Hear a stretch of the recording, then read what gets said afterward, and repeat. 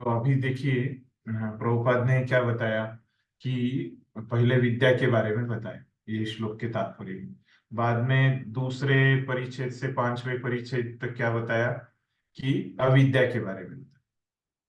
तो अभी प्रभुपाद बताते हैं छठे परिच्छेद से कि अब विद्या और अविद्या के बारे में, वही ये श्लोक का विषय है। तो अभी किसी को इच्छा है ना, कि वो अविद्या से विद्या की तरफ बढ़ना चाहता है ना, विद्या को कैसे प्राप्त करे, है ना, ये समझने की अगर किसी को इच्छा है तो ऐसे व्यक्ति के लिए आगे लिखते हैं, है ना। अभी जो अविद्या में है वो विद्या को कैसे प्राप्त करे, तो ये बचा हुआ तात्पर्य में प्रभुपाद वो बताते हैं। तो पढ़िए कोई एक छठा परिच्छेद पढ़िए।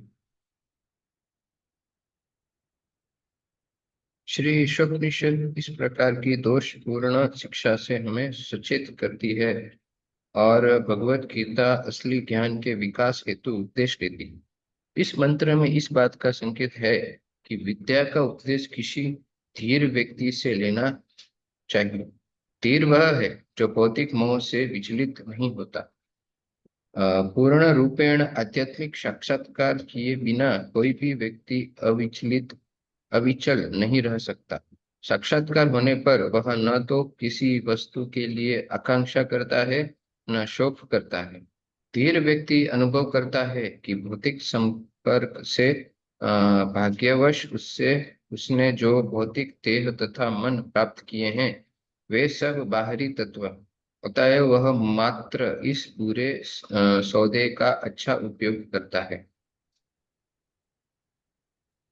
देखिए अभी क्या बोल रहे हैं प्रभुपाद यहाँ पे तात्पर्य में, कि कैसे ये जो अविद्या से दूषित है ना, दोषपूर्ण बताया प्रभुपाद ने यहाँ पे। क्यों इस प्रकार बता रहे थे, क्योंकि जो लोग अविद्या देते हैं उनमें दोष, चार त्रुटियां हैं उनमें। तो इसीलिए प्रभुपाद ने बताया था कि वो सब, वो जो ज्ञान देते हैं वो क्या रहता है, अविद्या से मिश्रित रहता है। तो ईशोपनिषद में अभी यहाँ पे हमको ये सीखने को मिला। और भगवत गीता में भी असली ज्ञान के विकास हेतु उपदेश देती है ना, वो प्रभुपाद ने सबसे पहले दी, है ना, कि ज्ञान कैसे विकसित करना है। असली ज्ञान क्या है, जो 20 चीजें है ना। तो ये इसीलिए ये पहला लाइन लिखा है प्रभुपाद ने यहाँ पे। और इस मंत्र से अभी क्या बता रहे हैं हमको, कि विद्या का उपदेश किसी धीर व्यक्ति से लेना चाहिए। तो इति शुश्रुमधीराणाम ये नस्त विचिकित्सीय। तो धीर व्यक्ति से हमको लेने का यहाँ पे पता चल रहा है। और फिर जो भौतिक मोह से विचलित नहीं होता, तो धीर कौन होता है फिर, ऐसे किसी को लगता हो तो क्या है, वो भौतिक मोह से विचलित नहीं होता। पूर्ण रूपेण आध्यात्मिक साक्षात्कार किए बिना कोई भी व्यक्ति अविचल नहीं रह सकता। तो मतलब वो भक्ति में वो अविचल है, वो पूरा विचलित नहीं होता। क्यों ऐसे है, उसका कारण क्या है, कब हम विचलित नहीं होंगे। अभी हमारा क्या होते रहता है, थोड़ा ऊपर नीचे होते रहता है भक्ति में, कभी हमारा ध्यान रहता है, कभी इधर उधर चला जाता है। तो कब हमारा ये पूरा स्थित रहेंगे, हम अविचल रहेंगे, जब हमको आध्यात्मिक साक्षात्कार पूर्ण रूप में नहीं होगा। अभी भी है हमारे पास, लेकिन वो थोड़ा सीमित है। फिर ऐसे होने के बाद साक्षात्कार होने पर वह न तो किसी वस्तु के लिए आकांक्षा करता है, न शोक करता है। धीर व्यक्ति अनुभव करता है कि भौतिक संपर्क से भाग्यवश उसने जो भौतिक देह तथा मन प्राप्त किए है वह सब बाहरी तत्व है, अतः वह मात्र इस बुरे सौदे का अच्छा उपयोग करता है। और धीर व्यक्ति, वो क्या है उसका और लक्षण बता रहे हैं। तो ये पूर्ण रूपेण आध्यात्मिक साक्षात्कार होने की वजह से वो क्या करता है, वो किसी चीज की आकांक्षा नहीं करता। तो मतलब किसी भौतिक चीज की आकांक्षा नहीं करता है। भगवान की भक्ति की आकांक्षा उसको रहती है। तो भगवान की भक्ति हमको कैसे मिलती है, तो उसके लिए अगर हमको लौल्यम रहेगा तो वही मिलती है। तो वो भगवान की भक्ति के लिए आकांक्षा रहती है, उसमें ये भौतिक चीजों की आकांक्षा उसकी चली जाती है, और ये भौतिक शोक भी चला जाता है। तो जैसे हम देखते हैं कि हमारे जो आचार्यगण है वो रोते हैं भगवान के लिए, है ना? तो उनका जो शौक है क्या है, भगवान को प्राप्त करने के लिए है, भौतिक शौक के लिए नहीं। धीर व्यक्ति अनुभव करता है कि भौतिक संपर्क से भाग्यवश उसने जो भौतिक देह तथा मन प्राप्त किया है वह सब बाहरी तत्व है। तो ये क्या है, सब बाहर से है ना। तो अभी पिछले कर्मों के हिसाब से उसको मिला है ना, जो शरीर मिलना था। अतएव वह मात्र इस बुरे सौदे, कैसे भी शरीर मिला हो, है ना, जो भी उसके पास योग्यताएं हो, है ना, उसका वो अच्छा उपयोग करता है। तो यहाँ पे मुख्य चर्चा क्या चल रही है कि हम ये अविद्या से बाहर कैसे आए। तो कैसे आएंगे हम अविद्या के बाहर, ये धीर व्यक्ति से, है ना, मतलब हमारे गुरु शिष्य परंपरा से हम ज्ञान लेके, है ना, ये प्रभुपाद ने यहाँ पे बताया जी। और वो धीर व्यक्ति को पहचानने का कैसे, वो लक्षण भी प्रभुपाद ने यहाँ पे बताया उनको, ये तात्पर्य में, है, ताकि हम उनसे विद्या ले सके।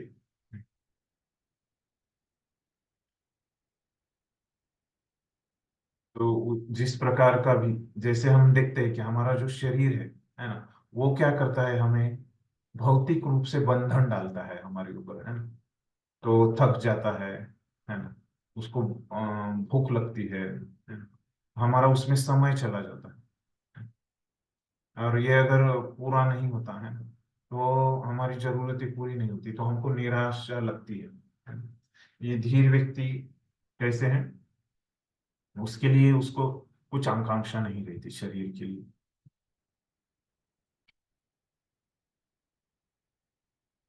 ये वाला पढ़िए। आध्यात्मिक जीवात्मा के लिए भौतिक शरीर तथा मन बुरे सौदे हैं। जीव का वास्तविक कार्य तो चेतन आध्यात्मिक जगत में है, किंतु यह भौतिक जगत मृत जड़ है। जब तक सजीव आध्यात्मिक स्फुलिंग पदार्थ के निर्जीव पिंडों को अपने अनुरूप ढालते रहते हैं, तब तक यह जड़ जगत सजीव चेतन जान पड़ता है। वास्तव में परम पुरुष की अंशरूप जीवात्माएं ही जगत को गतिमान बनाती है। धीर व्यक्तियों ने अपने श्रेष्ठ आचार्यों से सुनकर इन तथ्यों को जान लिया है और नियमों का पालन करके इन इस ज्ञान को अनुभव कर लिया है। हम्म। तो यहाँ पे क्या बोल रहे हैं प्रभुपाद कि आध्यात्मिक जीवात्मा के लिए, है ना, अभी पहले तो धीर व्यक्ति के लिए बताया पहले, है ना। तो कि कैसे हमको अगर अविद्या से बाहर निकलना है, ज्ञान प्राप्त करना है, तो अभी वो धीर व्यक्ति कैसे धीर बनता है ना। मतलब क्या है कि धीर व्यक्ति की मुख्य गुण यहाँ पे प्रभुपाद ने बताया कि वो विचलित नहीं होता। तो और यहाँ पे इसका कारण भी दिया था कि वो विचलित क्यों नहीं है, विचलित नहीं होता, क्योंकि क्या कारण रहता है उसका, कि वो उसका आध्यात्मिक साक्षात्कार रहता है, पूर्ण रूपेण आध्यात्मिक साक्षात्कार। तो अभी यहाँ पे क्या बता रहे देखिए, तो आध्यात्मिक जीवात्मा के लिए भौतिक शरीर तथा मन बुरे सौदे हैं। तो आध्यात्मिक जीवात्मा क्यों बोल रहा है, क्योंकि आत्मा जो है ना, वो क्या है, आध्यात्मिक है, भगवान का अंश है। और ये शरीर और मन क्या है, भौतिक है।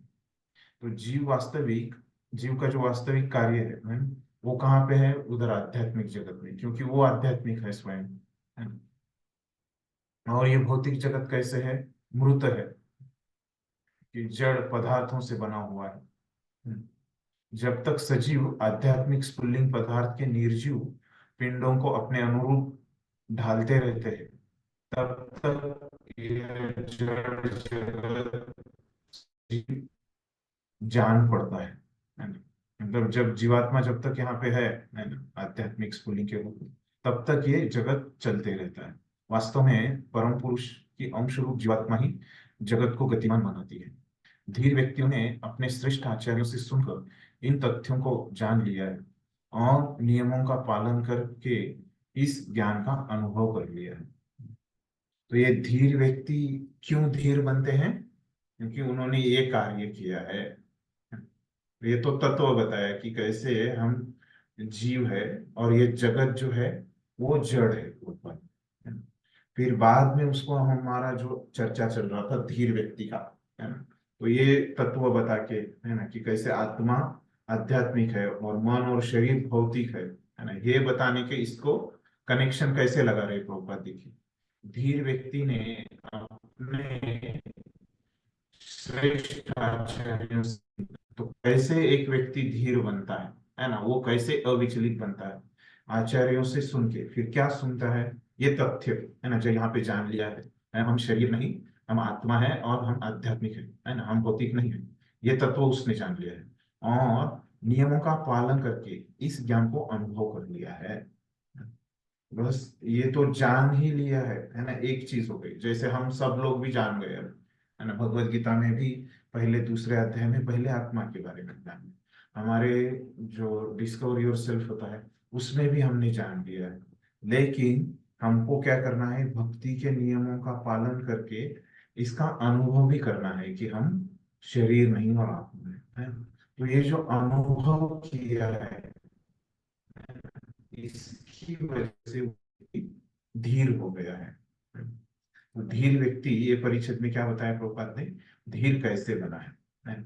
कैसे बना है कि आचार्यों से सुनकर पहले उसने जान लिया और फिर भक्ति के नियमों का पालन करके वो धीर बना है। अगले पैराग्राफ में क्या बोलते हैं देखिए।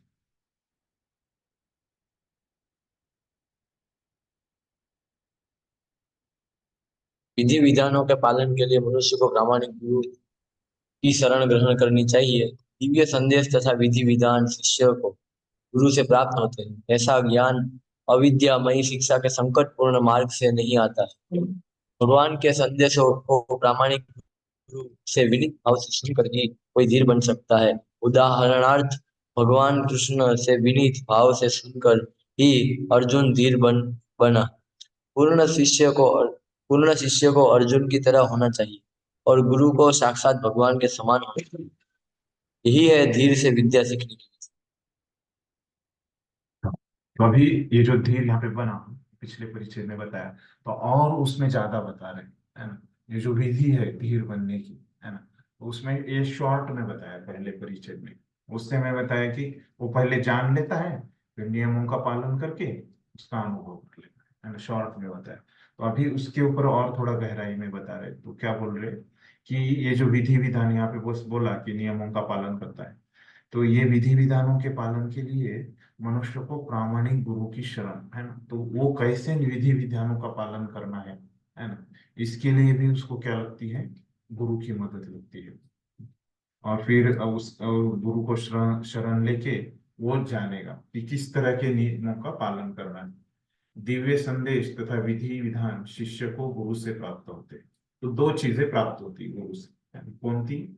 एक तो तथ्य, है ना, तथ्यों को जान लेता है और फिर नियमों का पालन करता है। तो ये दोनों चीजें हमको कहाँ से मिलती है? श्रवण करने से, गुरु से श्रवण करने से। ऐसा ज्ञान अविद्यामयी शिक्षा के संकटपूर्ण मार्ग से नहीं आता है। ऐसा जो मार्ग है वो क्या होता है? अविद्या से अलग रहता है। अविद्या का जो मार्ग है वो क्या है? उसमें बहुत सारी बाधाएं रहती है, संकट रहती है। भगवान के संदेशों को प्रामाणिक गुरु से विनीत भाव से सुनकर ही कोई धीर बन सकता है। फिर से वही बात बताए, उदाहरणार्थ भगवान कृष्ण से विनीत, अभी उसके उदाहरण भी दे रहे, अर्जुन का उदाहरण दिया है, जो कैसे धीर बना एक भगवान से सुन के, है। तो यही विधि है ना, धीर बनने की। तो ये दो पैराग्राफ पहले यहाँ पे शुरुआत की, है ना, ये 7वें पैराग्राफ में। फिर 8वें पैराग्राफ में हुआ उसका डिटेल लगता है, हमको गुरु से हमको सीखना पड़ेगा कि कैसे नियमों का पालन करना है। और क्या सिखाते हैं गुरु? दूसरी चीज हमको दिव्य संदेश भी देते हैं और वो नियम भी बताते हैं गुरु। और इससे हम क्या होता है, हम धीर बन सकते हैं। और ऐसे कोई बना है क्या? हाँ बना है, अर्जुन बना है। अभी अंतिम परिच्छेद में क्या बोलते हैं वही। अधीर, जिसने धीर का प्रशिक्षण नहीं लिया, कभी शिक्षा देने वाला अगुआ नहीं बन सकता। आधुनिक राजनीति नीतिज्ञ जो अपने को धीर दिखाने का स्वाद भरते हैं, वास्तव में अधीर हैं और उनसे पूर्ण ज्ञान की आशा नहीं की जा सकती। वे तो रुपये पैसों के रूप में अपना पारिश्रमिक तय करने में ही व्यस्त रहते हैं। तो वे जनता को आत्म साक्षात्कार के सब सही पथ तक किस प्रकार ले जा सकते हैं। अतएव वास्तविक शिक्षा प्राप्त करने के लिए मनुष्य को धीर के मुख से विनीत भाव से सुनना चाहिए। ये देखिए, यहाँ पे क्या बोल रहे प्रभुपाद कि अधीर व्यक्ति जो है ना, कि पहले बताया कि धीर कौन सा है उस और उससे कैसे श्रवण करना है ना। फिर किससे श्रवण नहीं करना है ना, ये भी प्रभुपाद यहाँ पे हमको बता रहे हैं कि अधीर व्यक्ति से नहीं करना है ना। तो ये अधीर व्यक्ति को कैसे जानेंगे हम फिर, है ना। तो एक तो वो धीर के उल्टा है ना। धीर ने क्या किया है, वो प्रशिक्षण लेके धीर बन गया है ना। और ये अधीर जो है, धीर का प्रशिक्षण उसने नहीं लिया, है ना। ये आसान है, जिसमें धीर के लक्षण नहीं है वो अधीर है। कभी शिक्षा देने वाला अगुआ नहीं बन सकता है। तो मतलब क्या कि जो कभी हमको आ,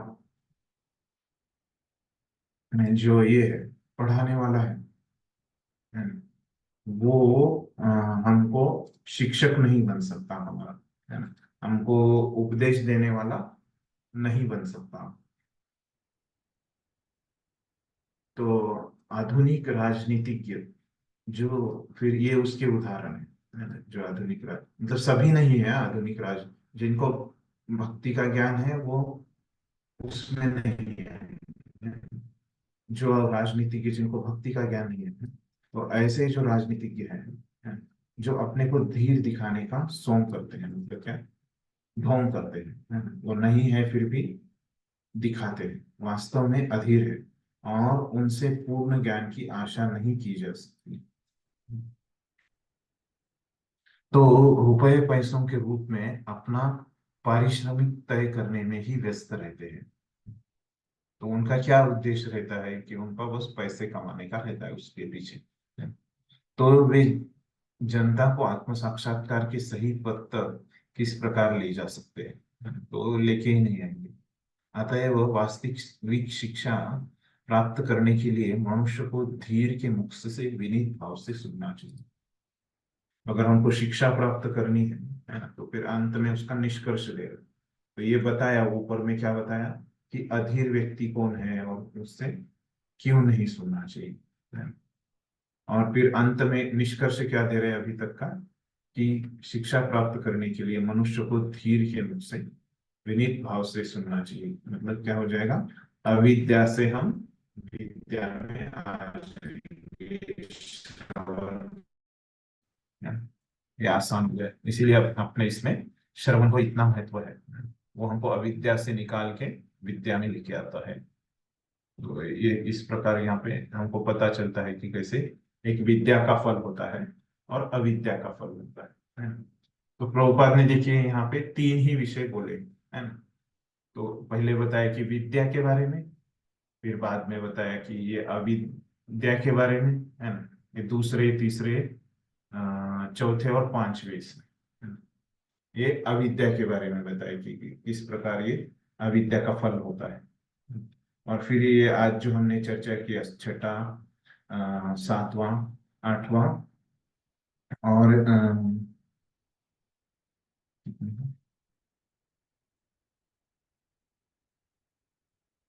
नौवां ना, तो ये सब परिच्छेदों में, है ना। तो हाँ, छठे, सातवें और आठवें में ये हमको कैसे धीर व्यक्ति से श्रवण करना है, किसके लिए, या विद्या से विद्या में जाने के लिए, है। ये सब बताया और उसकी विधि भी बताई। फिर नब्बे में क्या बताया कि किससे श्रवण नहीं करना है ना? और फिर अंत में निष्कर्ष क्या दिया कि कैसे हमको अ, विनीत भाव से श्रवण करना है, विनीत भाव से सुनना है। यहाँ तक अभी स्पष्ट है सबको, ये चल सकते हैं हम। तो अभी हमारा जो सेक्शन चल रहा है ना, तो कितने श्लोकों का सेक्शन है वो, ये 9वें, 10वें और 11वें है। ये 3 श्लोकों का है। तो इसमें हमने देखा कि क्या है इसमें चर्चा जो की रही है। तो कैसे हमको विद्या और अविद्या के बारे में हमको मार्गदर्शन किया है कि किस प्रकार की विद्या है और किस प्रकार की अविद्या के बारे में हमको ये बताया है 3 श्लोकों में। उसमें से पहले 90वें श्लोक में क्या बताएं कि आपका जो ये 90वें श्लोक में क्या बताया कि एक विद्या है और अविद्या है ना? और आप अगर विद्या अविद्या की उपासना करते हो तो अंधतम अंधे अ- अंधम तमः प्रविशन्ति, है ना? तो ऐसे अंधे जगह पे आप जाओ, है ना, तमोगुण वाली। लेकिन आप अगर तथाकथित विद्या, है ना, तो तथाकथित विद्या में अगर आप जाओगे तो क्या हो जाएगा, आप और गहनतम अंधकार में जाओगे, है ना? तो यहाँ पे विद्या अविद्या का अर्थ क्या है कि कैसे अज्ञान, है ना? अविद्या का अर्थ यहाँ पे अज्ञान, तो क्या है, बिना शास्त्र के, है, नास्तिक लोगों का, है। और फिर यहाँ पे विद्या क्या है जो और हमको अंधे जगह पे लेके जा रही है, वो आधुनिक विज्ञान या मायावाद, हमने देखा। फिर 10वें श्लोक में आज हमने क्या देखा, फिर आज और पहले वाले क्लास में, कि ये अज्ञान का एक फल होता है और ज्ञान का एक फल होता है ना? और फिर इसमें ज्ञान और अज्ञान का अर्थ क्या है, तो ज्ञान जो है यहाँ पे, है ना, तो क्या है, आध्यात्मिक ज्ञान है ना, भक्ति के बारे में, जो हमने भगवत गीता से प्रभुपाद ने हमको बताया, है ना, कि कैसे ज्ञान की प्राप्ति करनी। और फिर जो दूसरा अज्ञान है ना, वो देखा हमने कि कैसे अज्ञान का फायदा होता है। फिर प्रभुपाद ने यहाँ पे एक एडिशनल हमको पॉइंट बताया कि कैसे हमको अज्ञान से ज्ञान में हम जा सकते हैं, धीर व्यक्ति से सुन के, है ना? तो ये यहाँ पे ज्ञान और अज्ञान, है ना, तो इस प्रकार से ये दो अर्थ उसमें हमको श्लोकों में देखा। अभी तीसरे में क्या अर्थ है, याद है, मैं आपने लिख के लिया, तो तीसरे श्लोक में अविद्या का अर्थ क्या है, 11वें श्लोक में लिखा है किसी ने? अविद्या का अर्थ क्या है 11वें श्लोक में, नहीं लिखा किसी ने? भौतिक ज्ञान। विद्या का अर्थ क्या है, आध्यात्मिक ज्ञान। और ये अर्थ हम समझ लेते हैं तो क्या है, तो देखिए क्या बोल रहे, विद्यां च यस्तद वेदो भयं सः अविद्या मृत्युम तीर्त्वा विद्या अमृतमश्नुते। क्या बोल रहे इसमें, जो अविद्या की कार्य प्रक्रिया है तथा दिव्य ज्ञान, विद्या मतलब ये आध्यात्मिक ज्ञान, है, वो साथ साथ सीख सकता है, केवल वही बारंबार जन्म मृत्यु के प्रभाव को पार कर सकता है, अमरता के पूर्ण वरदान का भोग कर सकता है। क्या बोल रहे, विद्यांच अविद्यांच, विद्या मतलब जो आध्यात्मिक ज्ञान, च मतलब और, अविद्यांच अविद्या को, जो यस्तद वेदो भयं सः, वेदो मतलब जानना, है ना, उभयम मतलब दोनों, सह, है ना, एक साथ वो दोनों को जानता है, अविद्या मृत्यु तीर्था, है ना, तो क्या करता है, अज्ञान के सेवन से मृत्यु तीर्था, बारंबार आने वाली मृत्यु को, है ना, जो जन्म मृत्यु का जो चक्कर है वो आते रहता है बारंबार, मतलब चक्र में कैसे वो बारंबार आता है, विद्या ज्ञान से अमृतम अमरता भोगता है, तो जन्म मृत्यु के चक्र से वो मुक्त होके वो व्यक्ति अमर होता है, आध्यात्मिक जगत चला जाता है। उसके लिए क्या करना पड़ेगा, यहाँ पे एक शर्त दी है, क्या है वो, अविद्या की कार्य प्रक्रिया तथा दिव्य ज्ञान को साथ साथ सीखता है ना, ये दो चीज, तो अविद्या की कार्य प्रक्रिया तथा दिव्य ज्ञान को साथ साथ सीखता है ना? समझेंगे कि क्या है ना, ये भौतिक ज्ञान और आध्यात्मिक ज्ञान क्या है ना, ये प्रभुपाद हमको समझाएंगे। पढ़िए कोई ये पहला परिच्छेद पढ़िए, अर्थ समझ गया सबको, पहला परिच्छेद पढ़िए। भौतिक जगत की सृष्टि के समय से ही प्रत्येक जीव स्थायी जीवन प्राप्त करने का प्रयास करता रहा है, लेकिन प्रकृति के नियम इतने क्रूर है कि कोई भी मृत्यु से बच नहीं सका है। कोई मरना नहीं चाहता, न ही कोई बूढ़ा होना या रहना चाहता है, लेकिन तो प्रकृति का नियम किसी को मृत्यु, बुढ़ापे या रोग से छूट प्रदान नहीं करता। न ही भौतिक ज्ञान की प्रकृति ने इन समस्याओं को हल किया है। यही भौतिक विज्ञान मृत्यु की प्रक्रिया को त्वरित करने के लिए परमाणु बम खोज निकाले, लेकिन वह रोग, बुढ़ापे तथा मृत्यु के क्रूर हाथों से मनुष्य की रक्षा करने के लिए कुछ भी नहीं खोज सकता। धन्यवाद। तो यहाँ पे अभी क्या बोल रहे प्रभुपाद कि अभी बोल रहे, देखिए, भौतिक से कोई भी जो व्यक्ति है वो क्या करता है, मरना नहीं चाहता। मृत्यु से हर कोई बचना चाहता है। हम देखते हैं कि हर कोई, हर जीव, है ना, ऐसे नहीं कि मनुष्य को ही ऐसे है। हमारे शरीर पे ऐसे मच्छर बैठता है, कुछ मक्खी बैठती है, ऐसे हम मारने जाते हैं तो क्या होता है, वो उड़ के चली जाती है। तो मतलब क्या है कि कोई भी जीव देखिए, है ना, हम उसको मारने का प्रयास करते हैं तो वो क्या करता है, डिफेंड करता है ना, खुद की रक्षा करता है। तो इससे हम क्या समझ सकते हैं, जो प्रभुपाद यहाँ पे लिख रहे हैं, है ना, कि कोई भी जो जीव है ना, वो क्या है, मृत्यु से बचना चाहता है ना। कोई भी बूढ़ा नहीं होना चाहता, कोई भी मरना नहीं चाहता, कोई भी बीमार नहीं होना चाहता। क्यों ऐसे उसको करना पड़ता है, क्योंकि प्रकृति के नियम उससे करवाते हैं उसके कर्मों के हिसाब से, है ना। फिर अगला ये एक पॉइंट यहाँ पे बताया प्रभुपाद ने। फिर उसके बाद क्या बोल रहे हैं कि भले ही भौतिक विज्ञान मृत्यु की प्रक्रिया को त्वरित करने में परमाणु खोज ले, है। लेकिन वह रोग, बुढ़ापे तथा मृत्यु के क्रूर हाथों से मनुष्य की रक्षा करने के लिए कुछ भी नहीं खोज सकता है। तो व्यक्ति जो है, तो खुद को वो बचा ही नहीं सकता, किससे, जन्म मृत्यु जरा व्याधि से, है।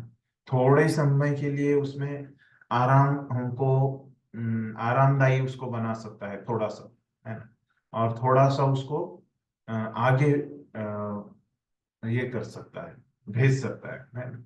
किससे, ये शास्त्रज्ञों की, डॉक्टरों की वजह से, और शास्त्रज्ञ जो है, साइंटिस्ट, उनकी वजह से, है। लेकिन उसको वो रोक ही नहीं सकता। तो प्रभुपाद वही बोल रहे, वो कितने ही ये जो साइंटिस्ट लोग हैं, परमाणु बनाए, कुछ भी करे, लेकिन वो जन्म मृत्यु जरा व्याधि को रोक ही नहीं सकते, है ना। तो दूसरी जगह पे प्रभुपाद अपने प्रवचनों में बोलते हैं, भगवत गीता के वगैरह, है ना, आपने सुना होगा कि प्रभुपाद बोलते हैं कि कैसे आप साइंटिस्ट लोगों को पूछो जीवन के बारे में, है ना, तो क्या बोलते हैं साइंटिस्ट लोग, ये जीवन जो है वो क्या, किससे बना है, केमिकल से बना है।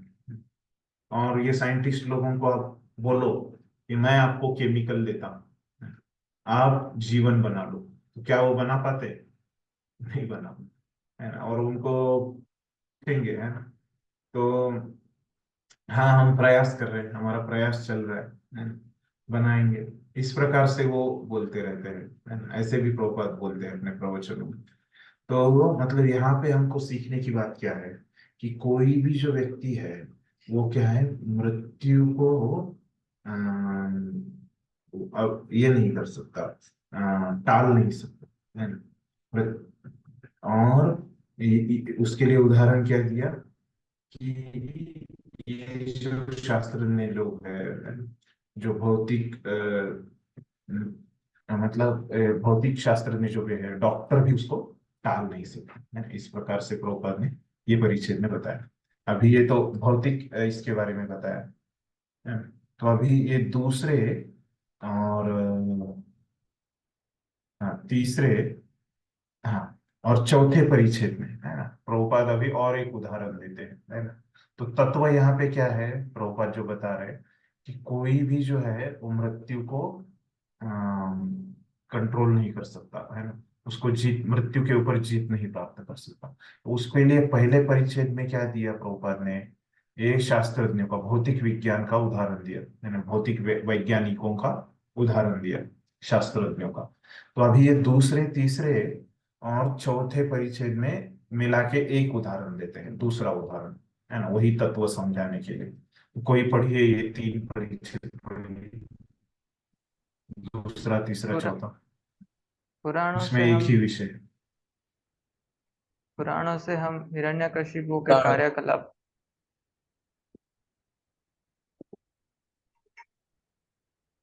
पुराणों से हम हिरण्यकशिपु के कार्यकलापों के विषय में जानते हैं।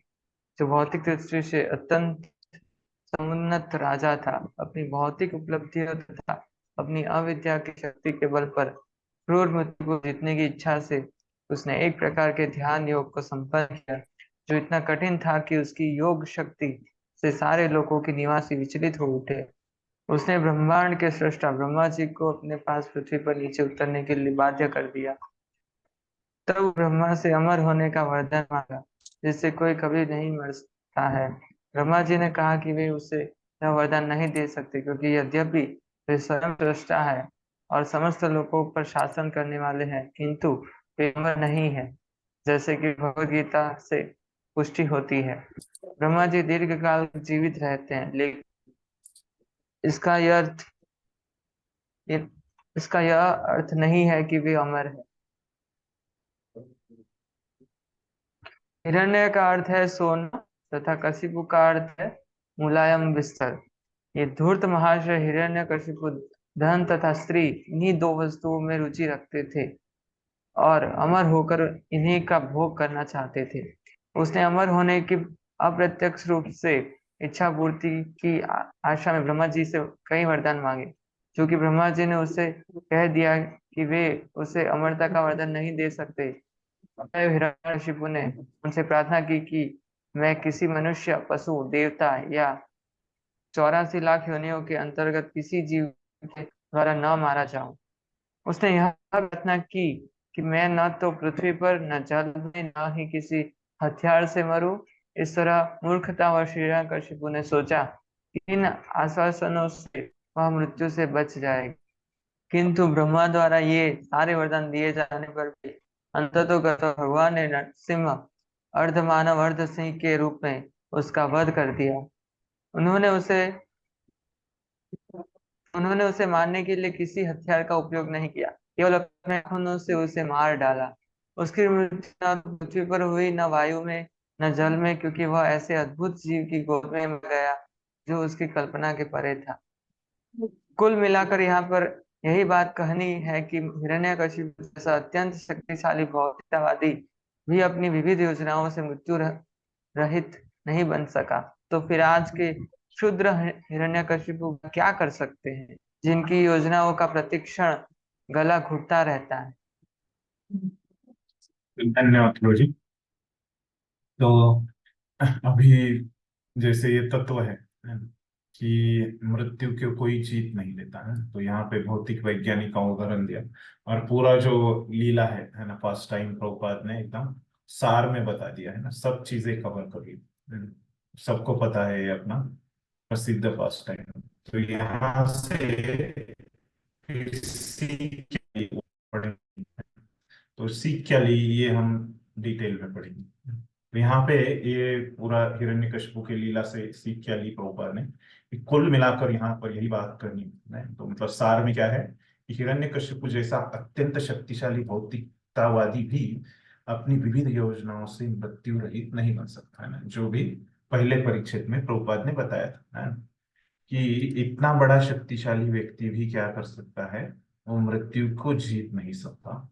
तो फिर आज के क्षुद्र हिरण्यकशिपु भला क्या कर सकते हैं, है ना। तो हिरण्यकशिपु के तुलना में हम कहाँ है ना। तो उसके हम 0.001% भी नहीं है ना? उससे भी कम है ना? तो हमारे प्लान का, हमारी शक्ति है ना, हिरण्यकशिपु के सामने कुछ भी नहीं है ना? तो वो नहीं कर सका, तो हम क्या है।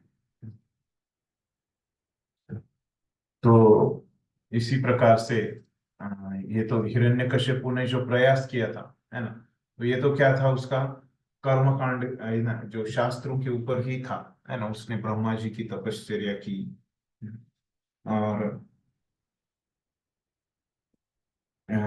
और ये सब प्राप्त की, शक्तियां प्राप्त की, है ना, भगवान को मारने के लिए। तो हम देखते हैं कि रावण की कथा में, है ना, कि रावण की कथा में भी रावण का एक लीला मैंने सुना था कि वो नारद मुनि और उसका संवाद होता है। तो वो देखता है कि नारद मुनि या वो खुद मारता है, ऐसे कोई मुझे ना ठीक से याद नहीं आ। तो ऐसे ही वो पूछता है कि नारद मुनि को चोट नहीं लगती। नारद मुनि को पूछता है कि इस किसी ने आपको मारा लेकिन आपको चोट नहीं लगी, तो ऐसे कैसे हो गया? तो नारद मुनि बताते हैं क्योंकि मेरा जो शरीर है वो आध्यात्मिक है ना, भगवान से मुझे शक्ति मिली है ना, तो इसीलिए मुझे वैसे होता है ना, इस प्रकार से नारद मुनि उत्तर देते हैं।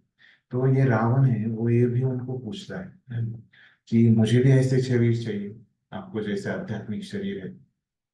तो फिर नारद मुनि उनको पूछते हैं कि यहाँ से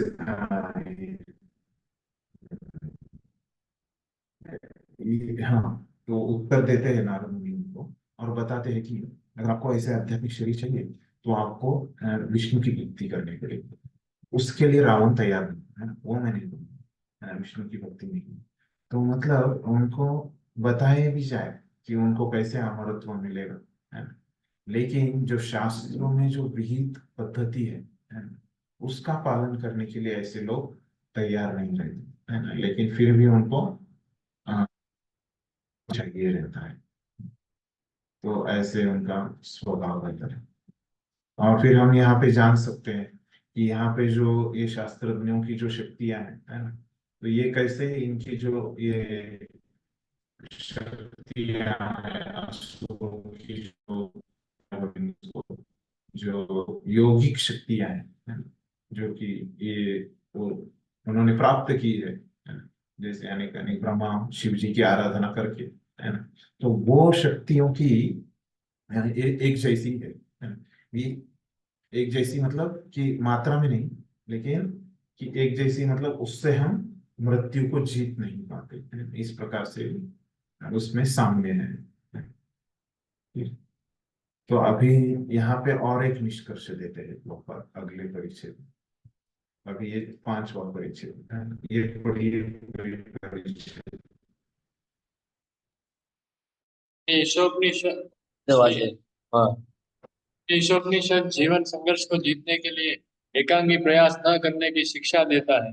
प्रत्येक व्यक्ति अपने अस्तित्व के लिए कठोर संघर्ष कर रहा है, लेकिन प्रकृति के नियम इतने कड़े और सटीक होते हैं कि वे किसी को उनका उल्लंघन नहीं करने देते। स्थायी जीवन प्राप्त करने के लिए मनुष्य को भगवत धाम वापस जाने के लिए तैयार रहना चाहिए। हाँ, तो अगर यहाँ पे निष्कर्ष क्या देते हैं, अगर आपको स्थायी जीवन पाए चाहिए, मृत्यु को अगर आपको पार करना है, तो आपको क्या करना पड़ेगा, भगवत धाम में ही आप हो जाएंगे, तो वो हो जाएगा, है ना। तो यहाँ पे आप कितना भी भौतिक विज्ञान से कुछ भी करो, अष्टांग योग करो, कितना भी आप सिद्धियां प्राप्त करो, कितना भी तपश्चर्या करो, हिरण्यकशिपु के जैसा, रावण के जैसा, है, तो भी आप क्या करोगे, भगवत धाम नहीं जा पाओगे। सॉरी, हाँ,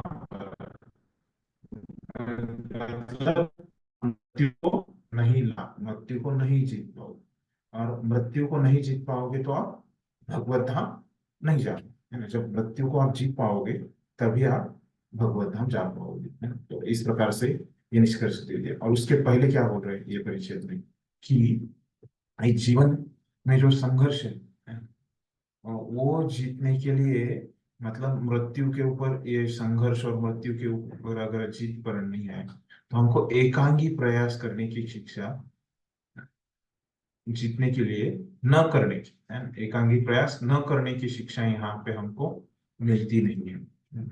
प्रत्येक संघर्ष कर रहा है लेकिन प्रकृति के इतने कड़े सटीक होते हैं कि उसको उनका उल्लंघन नहीं करने देते। तो यहाँ पे एकांगी प्रयास है, हमको अकेले में प्रयास करने की जरूरत नहीं है। मतलब इसका अर्थ क्या है कि हमको जो पद्धति दी गई है ना, कौन सी पद्धति दी गई है, जो मृत्यु को पार करने की जो पद्धति दी गई है, उसका ही हमको अभ्यास करना पड़ेगा, है ना। अभी जैसे हिरण्यकशिपु ने सोचा, एकांगी प्रयास क्या था हिरण्यकशिपु का, कि वो सोचा कि खुद से मैं तपस्या करूंगा, है ना, और उससे शक्ति प्राप्त करूंगा और मैं अमरत्व प्राप्त करूंगा, है ना। ऐसे उसने सोचा, ये उसका एकांगी प्रयास इसको बोलते हैं, है ना। तो ये करने से हमको यहाँ पे हम हम मृत्यु को नहीं जीत पाएंगे। तो मृत्यु को जीतने के लिए हमको जो शास्त्रों में जो वर्णित पद्धति है, उसी का हमको पालन करना पड़ेगा। तो ये यहाँ पे इस प्रकार से निष्कर्ष दिया। अभी तक ये पहले 5 पैराग्राफ में क्या बताया प्रभुपाद ने, एक ही चर्चा की, है ना। तो आप मृत्यु के ऊपर विजय प्राप्त नहीं कर सकते अगर आपके ये वैज्ञानिक ज्ञान से या तपस्या से, जो शास्त्रों में विहित आपको पद्धति बताई गई है, उसी के प्रयास, है ना, एकांगी प्रयास से नहीं, है ना। तो जो शास्त्रों में जो पद्धति दी गई है, उसी के प्रयास से आपको स्थायी जीवन प्राप्त होगा, है ना। और उसके लिए आपको भगवत धाम आप जाएंगे तभी, है ना। ये विषय अभी हमको बताया प्रभुपाद ने अभी। आगे क्या बोल पढ़िए। जिस विधि से भगवान के पास वापस जाया जाता है वह ज्ञान की एक अलग शाखा, और इससे ईशोपनिषद, वेदांत सूत्र, भगवत गीता, श्रीमद् भागवत जैसे वैदिक शास्त्रों में सीखना पड़ता है।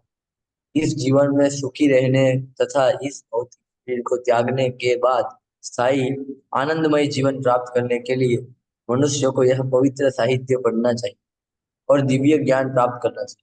बद्ध जीव ईश्वर के साथ अपने नित्य संबंध को भूल चुका है और उसने गलती से अपने अस्थायी जन्म स्थान को ही सर्वस्व मान लिया है। भगवान ने कृपा करके भारत में उपयुक्त शास्त्र तथा अन्य देशों में अन्य शास्त्र प्रदान किए हैं, जिससे भुलक्कड़ मानव को स्मरण दिलाया जा सके कि उसका घर इस भौतिक जगत में नहीं। जीव एक आध्यात्मिक प्राणी है और वह अपने आध्यात्मिक घर को लौटकर सुखी हो सकता है। आगे वाला भी पढ़िए फिर। साधु भगवान अपने प्रामाणिक दासों को अपने धाम से अपने इस संदेश का प्रसार करने के लिए भेजते हैं, जिससे मनुष्य भगवान के पास लौट सके। और कभी कभी तो भगवान यह कार्य करने के लिए स्वयं आते हैं, क्योंकि सारे जीव उनकी प्रिय संतान है, उनके अंश रूप है। अतएव इस संसार में हमें लगातार मिलने वाले कष्टों को देखकर हमारी अपेक्षा ईश्वर अधिक दुखी होते हैं। इस संसार के कष्ट हमें अप्रत्यक्ष रूप से जड़ पदार्थ से हमारी असंगत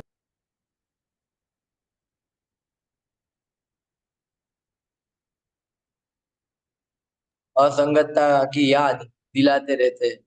बुद्धिमान जीव सामान्यतया इन चेतावनियों पर ध्यान देकर विद्या या दिव्य ज्ञान के सेवन में लग जाते हैं। आध्यात्मिक ज्ञान के सेवन के लिए मनुष्य जीवन सर्वश्रेष्ठ अवसर है। जो मनुष्य इस शुभ अवसर का लाभ नहीं उठाता वह नराधम कहलाता है।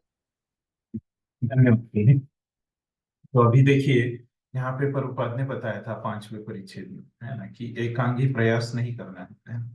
तो हमको कैसे फिर प्रयास करना पड़ेगा मृत्यु को जीतने का, कि मैंने बताया था कि आपको जो विधि बताई है ना शास्त्रों में, तो उस जो प्रकृति के नियमों को आप जीतने की, है ना, मृत्यु को जीतने की जो विधि है, तो वो हमको पालन करना पड़ेगा। तो अभी वो विधि बता रहे लोग, है ना। तो ये 2 परिच्छेदों में अगले, है ना, 6ठे और 7वें परिच्छेद में, तो क्या है वो विधि, है ना, जिससे हम मृत्यु को जीत सकते हैं और भगवत धाम वापस जा सकते हैं, है ना? तो उसकी पूरी प्रभुपाद ने डिटेल में यहाँ पे चर्चा की है ना। तो क्या है वो, हम देखते हैं विधि क्या है, है? जिस विधि से भगवान के पास वापस जाए, वो विधि किसके लिए है, भगवत धाम जाने के लिए है, भगवान के पास वापस जाने के लिए। वह ज्ञान की एक अलग शाखा है। तो ये ज्ञान ही है ना, कि कैसे भगवान के पास जाए, है ना, उसकी शरण। उपनिषद, वेदांत सूत्र, भगवत गीता, भागवत जैसे वैदिक शास्त्रों को सीखना पड़ता है ना। तो इसमें क्या करना पड़ता है, पहले शास्त्रों का अध्ययन करना पड़ता है। इस जीवन में सुख ही रहने तथा इस भौतिक शरीर को त्यागने के बाद स्थायी आनंदमय जीवन प्राप्त करने के लिए मनुष्य को यह पवित्र साहित्य पढ़ना चाहिए। तो यही बात है कि हमको यहाँ पे सुखी रहना है और आध्यात्मिक जगत चाहिए, तो हमको यह साहित्य पढ़ना पड़ेगा।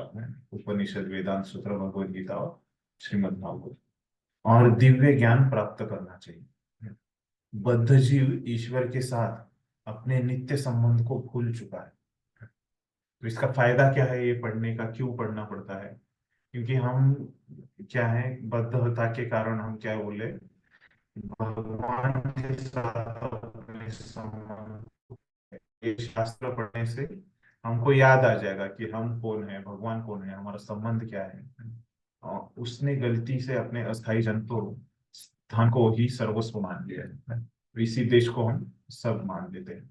भगवान ने कृपा करके भारत में उपर्युक्त शास्त्र, है ना, तो ये जो शास्त्र दिए हैं भगवान ने, है ना, तो ये क्या है, भगवान की कृपा है ना। हमको याद दिलाने के लिए भगवान ने इतना योजना करके दिया, है ना, कि हम भूल गए थे, लेकिन हमारे को स्मरण करने के लिए भगवान ने शास्त्र दिए, है ना।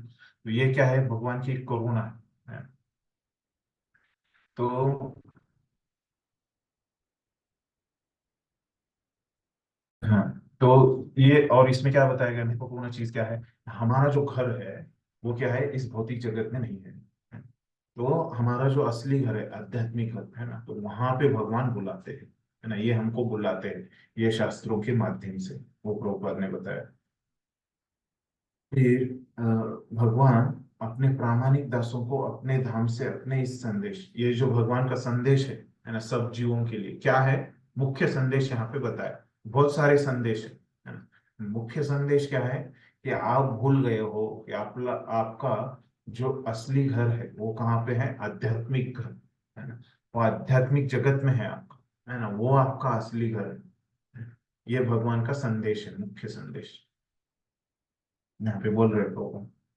और ये बताने के लिए कभी कभी वो अपने प्रतिनिधियों को भेज देते हैं, जैसे प्रभुपाद, भक्ति सिद्धांत सरस्वती ठाकुर, ऐसे भक्तों को अपने धाम से अपने इस संदेश का प्रसार करने के लिए भेज देते हैं, जो भगवान के ही साथ में थे, उनके धाम में, गोलोक वृंदावन, वहां से उनको भेज देते हैं, जिससे क्या हो जाएगा, मनुष्य भगवान के पास लौट सके।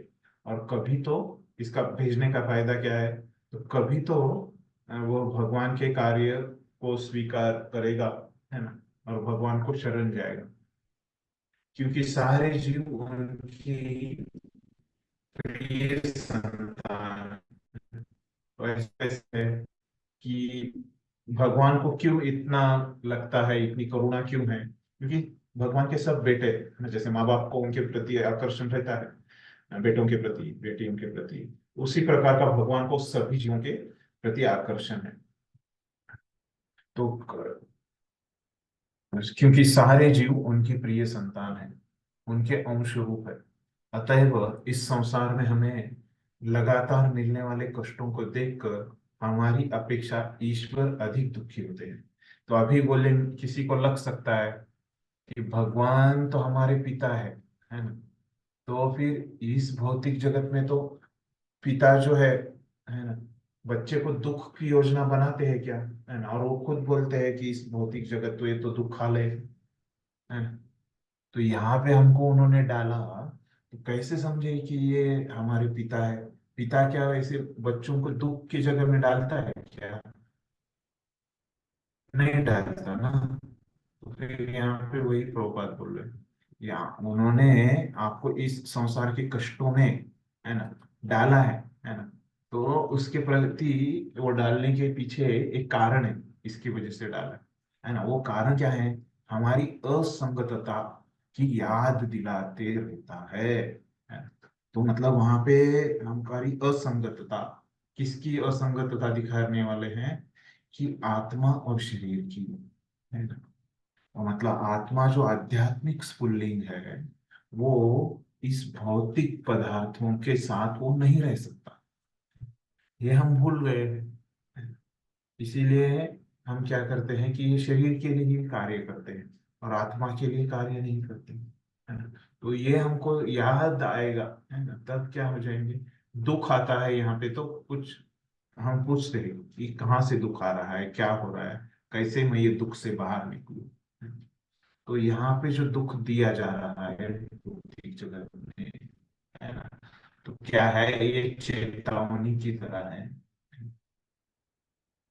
तो ये इसको चेतावनी लेके हमको क्या करना पड़ेगा, हमको ज्ञान का सेवन में हमको लगना चाहिए। तो आध्यात्मिक ज्ञान के सेवन के लिए मनुष्य जीवन सर्वश्रेष्ठ अवसर है। ये भौतिक ज्ञान तो हम कहीं पे भी ले सकते हैं, है ना, किसी भी योनि में। उसके किसके लिए होता है वो, आहार निद्रा भय मैथुन के लिए ही होता है भौतिक ज्ञान। तो अगर हमको आध्यात्मिक ज्ञान प्राप्त करना है तो वो क्या है, मनुष्य योनि में ही लेने का हमको अवसर है ना। और जो इसका फायदा नहीं लेता उसको क्या बोला है, नराधम बोला है।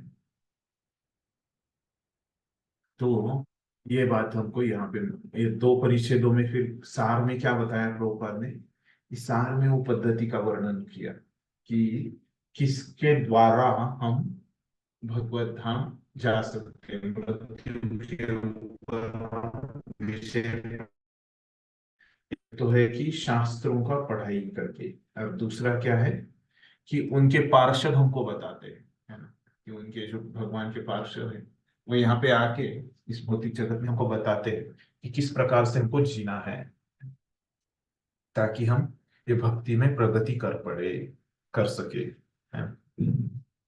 और ये मनुष्य जीवन में हमको बहुत अच्छा अवसर है। तो इस प्रकार से यहाँ पे प्रभुपाद ने बोला है। तो अभी हम देखेंगे कि कैसे यहाँ पे जो बोला है कि हमारी असंगतता दिखाते हैं, है ना, किसके साथ, आत्मा और शरीर की, है ना, असंगतता दिखाते हैं। तो यहाँ पे हम देखेंगे कि कैसे ये असंगत है ना, कि जो पदार्थ है ना, उसमें और ये हमारे क्या बोलते हैं, आत्मा में देखा कि कैसे आत्मा जो है वो क्या रहता है, शाश्वत रहता है। हमको पता है आत्मा का ये गुण है, उसमें कोई बदल नहीं होता, है ना। उसको हम गीला नहीं कर सकते, उसको सुखा नहीं सकते, है ना। तो ये सब लक्षण है, आप लोग भगवत गीता में इसकी चर्चा करोगे, है ना, आपने पढ़ा भी होगा खुद से, है ना। तो ये सब आत्मा के लक्षण है।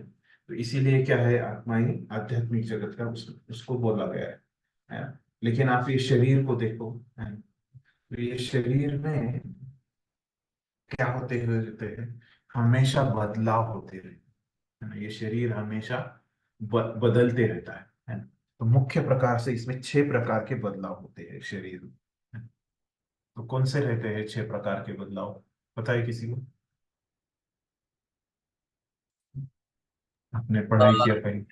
बर्थ, हम्म, फिर ग्रोथ, फिर मेंटेनेंस, फिर बाई प्रोडक्ट, फिर dwindling और फिर डेथ। क्या होता है पहले कि यहाँ पे उसका जन्म होता है। फिर बाद में क्या होता है कि उसका वो बढ़ता है ना, उसकी बाढ़ होती है। और फिर क्या होता है कि बाद में वो प्रजनन करता है और फिर वो खुद को एक खुद की रक्षा करता है, मेंटेन करता है।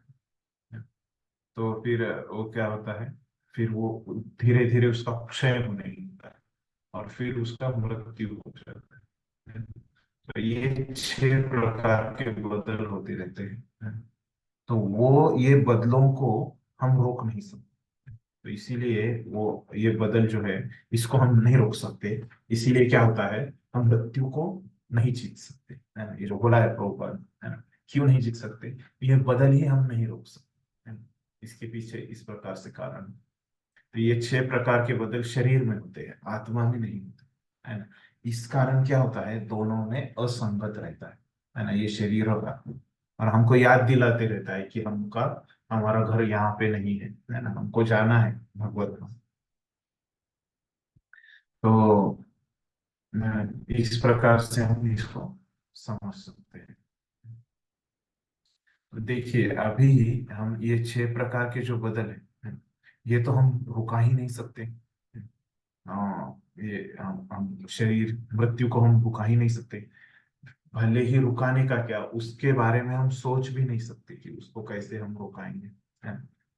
तो ये यहाँ पे जो स्वभाव है ना, कि सबको मृत्यु आना है, तो ये हम यहाँ पे नहीं बदल सकते। और हमको सबको लगता है कि हमको अमर रहना है, किसी को मरने की इच्छा नहीं रहती, है ना? जो प्रभुपाद ने पहले पैराग्राफ में बताया है ना, सबको जीना रहता है, किसी को बीमार होने की इच्छा नहीं रहती।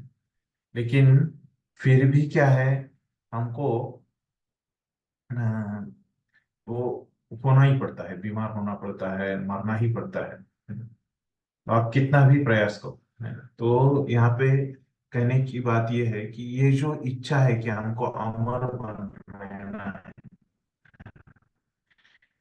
अमरता की जो इच्छा है, ये कहाँ से आती है? तो ये कहाँ से आती है? मनुष्य योनि से आती है क्या? नहीं। जो भी जीवात्मा है उनमें ये रहती है ना? ये जीवात्मा क्या है?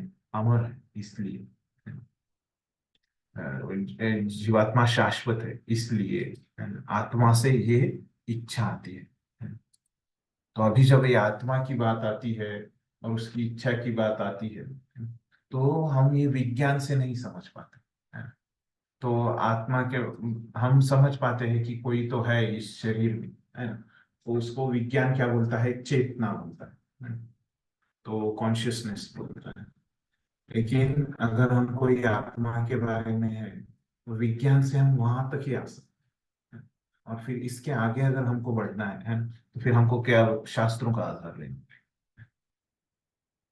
है। तो शास्त्रों से हम ये आत्मा की अमरता के बारे में जान सकते हैं, है ना? तो भगवत गीता में इसको स्पष्टता से अविनाशी तो तत्विद्धि, है ना? उसको अविनाशी बोला। और फिर ये शरीर तो सबको जाने वाला है ना? तो डार्विन क्या बोलता था? सर्वाइवल ऑफ द फिटेस्ट, है ना? तो जो शक्तिशाली जीव है वो जरूर वहां पे अपने को खुद को बचाने में यशस्वी रहेंगे, है ना? लेकिन प्रभुपाद क्या देते थे उत्तर इसके ऊपर, याद है किसी का? अगर प्रभुपाद को कोई बोलता था कि ये डार्विन का जो वाक्य है, survival of the fittest, Prabhupada बोलते थे even the fittest do not survive. तो मतलब क्या है कि डार्विन क्या बोलता है कि एक जैसे जो लोग हैं, जीव है, तो उसमें जो शक्तिशाली जीव है वो वहां पे जिंदा रहेगा, है ना? जब विकट परिस्थिति आएगी, है, उसमें वो शक्तिशाली जीव जिंदा रहेगा, वहां पे जो स्पर्धा रहेगी उसमें, है ना? प्रभुपाद बोलते थे वो शक्तिशाली जीव को भी मारना पड़ेगा। तो इस प्रकार से उसका मजाक उड़ाते थे प्रभुपाद। और फिर तो कैसे हमको ये, जैसे हमने देखा कि ये जो अमरत्व, अमरता की, सॉरी, अमरतत्वा की, है ना? मतलब जो आपको समझ गया कि या अमरता प्राप्त करने की जो इच्छा है ना, वो कहाँ से आ रही है? आत्मा से आ रही है। और आत्मा में क्या रहती है? चेतना रहती है ना? तो हम अमर कैसे बन सकते हैं? कि हम हमारी चेतना को ऊपर उठा के आत्मा के स्तर, आ, आत्मा के स्तर से ऊपर उठा के, है ना, एक भगवान के दास बन के, है ना, ये चेतना में ही हम क्या कर सकते हैं? ये मृत्यु के ऊपर विजय प्राप्त कर सकते हैं। और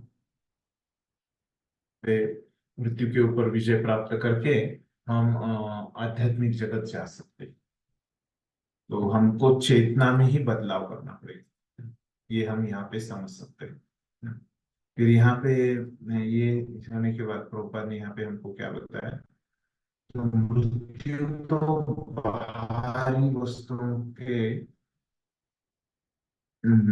उतारने समान है, और जन्म बाहरी वस्तुओं को धारण करने समान। इस प्रकार से बोल रही है ना, मृत्यु क्या है प्रभुपाद वो समझा रहे हैं। और यहाँ पे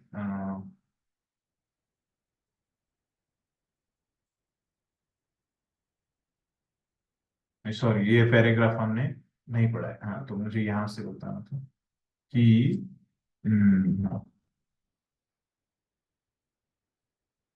और इस संसार में हम लगातार मिलने वाले कष्टों को देखकर हमारी अपेक्षा ईश्वर अधिक दुख होते हैं। तो भगवान हमको जो दुख देते हैं ये भौतिक जगत में, हमने देखा कि वो किसके लिए है, हमको वो संगतता याद दिलाने के लिए, हमको परेशान करने के लिए, हमको दुखी करने के लिए नहीं है ना। लेकिन ये हम जो दुखी होते हैं, हम जो कष्ट उठाते हैं भौतिक जगत से, इसको भगवान को बहुत दुख होता है। हाँ। अम,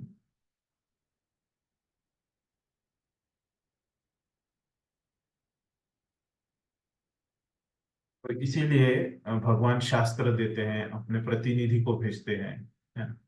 और हमको समझाते हैं कि आप क्या हो, इस जगत में दुखी हो, है ना? ये हमको समझाते हैं।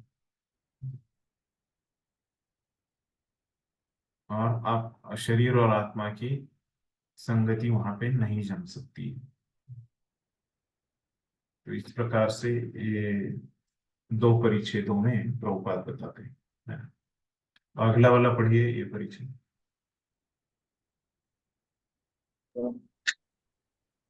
तृप्ति के लिए भौतिक विज्ञान की प्रगति अर्थात अविद्या का मार्ग, बारंबार जन्म तथा मृत्यु का मार्ग। आध्यात्मिक अस्तित्व में जीव की जन्म या मृत्यु नहीं हुई। जन्म तथा मृत्यु तो आत्मा के बाहरी आवरण अर्थात शरीर पर लागू होते हैं। मृत्यु तो बाहरी वस्त्रों के उतारने के समान है, और जन्म बाहरी वस्त्रों को धारण करने के समान है। मूर्ख मनुष्य अविद्या के सेवन में बुरी तरह लीन रहने के कारण इस क्रूर विधि की चिंता नहीं करते। माया के सौंदर्य से मोहित होकर वे बारंबार उन्हीं कष्टों का शिकार होते रहते हैं, और प्रकृति के नियमों से कोई शिक्षा ग्रहण नहीं कर पाते। देखिए यहाँ पे क्या बता रहे हैं कि इंद्रिय तृप्ति के लिए, अगर इंद्रिय तृप्ति का मतलब अविद्या का जो कार्य है ना, तो आसान शब्दों में यहाँ पे जो अविद्या है ना, ये कैसे हमको दुखों की तरफ ले जाए, जो मार्ग, ये बार बार हमको क्या करता है, ये जन्म मृत्यु के चक्कर में डाल देता है। और आध्यात्मिक अस्तित्व में जीव की जन्म या मृत्यु नहीं होती। जब हमको शाश्वत शरीर मिलता है ना, आध्यात्मिक जगत में जाते हैं, तो हमको वहां पे शरीर बदलना नहीं पड़ता। और तो ये जन्म और मृत्यु क्या है, ये तो अपने कर्मों के हिसाब से बाहरी आवरण है ना? और वो शरीर के लिए है। और मूर्ख मनुष्य अविद्या के सेवन में बुरी तरह लीन होने के कारण इस क्रूर विधि की चिंता नहीं करते, है ना?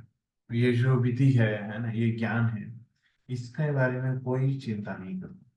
माया के सौंदर्य से मोहित होकर वे बारंबार होते रहते हैं, और प्रकृति के नियमों से कोई शिक्षा ग्रहण नहीं करते। तो इनको दुख आते हैं, है ना? लेकिन ये लोग कुछ उससे शिक्षा ग्रहण नहीं कर पाते। तो ये दुख उनको भगवान देते हैं, है ना? किस लिए देते हैं, उनको समझ में आ जाए असंगतता उनकी है शरीर और आत्मा की। लेकिन ये लोग क्या करते हैं, दुखों को सहन करते रहते हैं, और क्या सहन करते हैं, और कैसे भूल जाते हैं कि माया से जो सुख होता है, उत्पन्न होता है ना? तो वो सुख में वो क्या होते हैं, मोहित हो जाते हैं। और वो सुख में ये दुख भूल जाते हैं। कौन सा दुख, कि ये जो उनको तकलीफें आ रही है ना? और वो तकलीफों ये भौतिक जगत में है ना, उससे जो आने वाला दुख है वो लोग भूल जाते हैं, है ना? और फिर वो कुछ शिक्षा नहीं ग्रहण कर पाते, है ना। जो भगवान हमको शिक्षा देना चाहते हैं, ये दुखों के माध्यम से, है ना, वो शिक्षा वो ग्रहण नहीं कर पाता व्यक्ति, है ना। क्यों नहीं ग्रहण कर पाता? कि वो दूसरी जगह पे अ, आनंद लेने में व्यस्त है ना, इसीलिए, है ना। तो अभी देखिए, हमको कुछ सिखाने के लिए कुछ अनुभव दिया जाता है ना। जैसे भगवान ने हमको यहाँ पे दुखों का अनुभव दे रहे हैं, है ना। तो उससे अगर हम कुछ सीख प्राप्त करते हैं, है ना, तो ठीक है ना। लेकिन अगर हम सीख प्राप्त नहीं कर पा रहे, है ना, तो क्या हो जाएगा? वो अनुभव हमारा कंटिन्यू रहते रह जाएगा। तो अगर हमको जल्दी से यहाँ से बाहर जाना है, तो क्या करना पड़ेगा हमको? भगवान को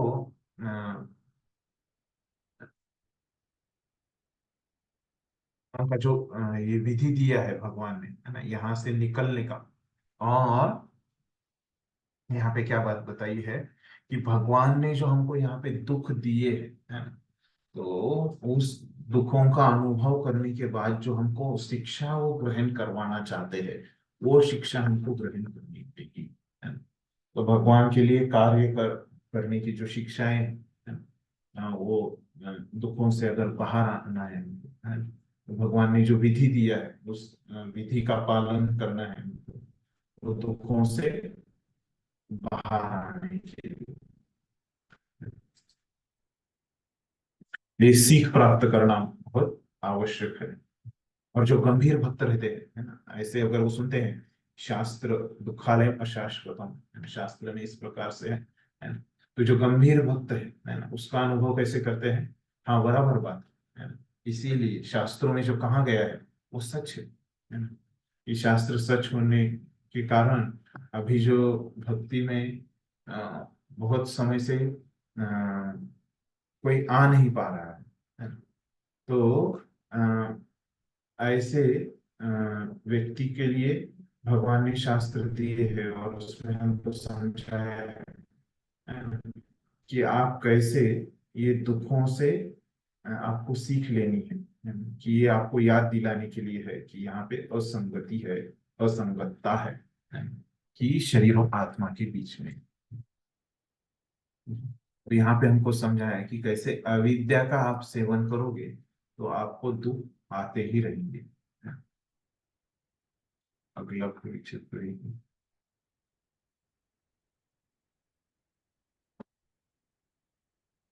परीक्षित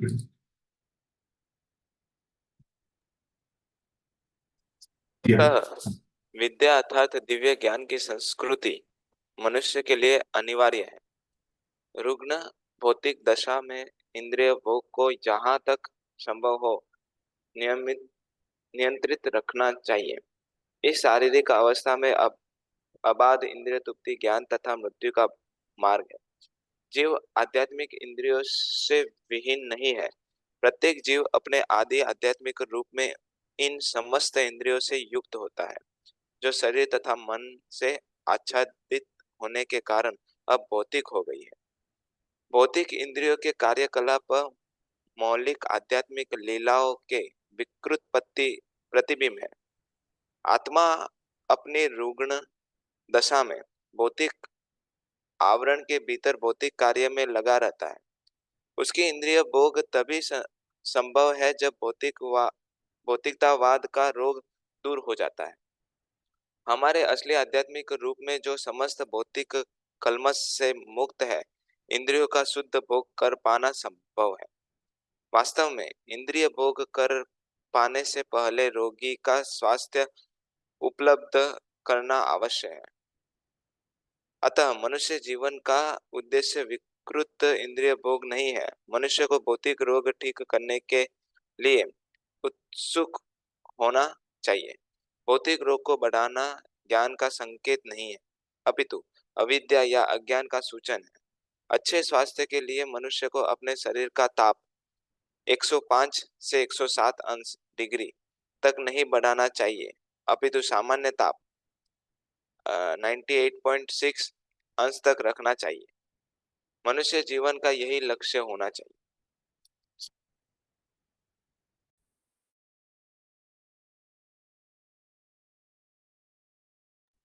धन्यवाद प्रभु जी।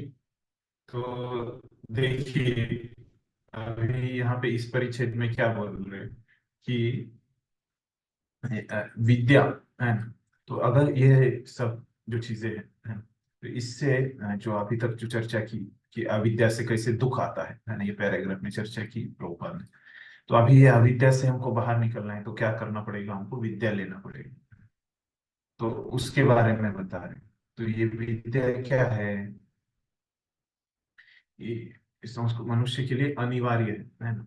अगर उसको ये मृत्यु पे विजय पानी है तो ये बिना विद्या के वो नहीं पा सकते।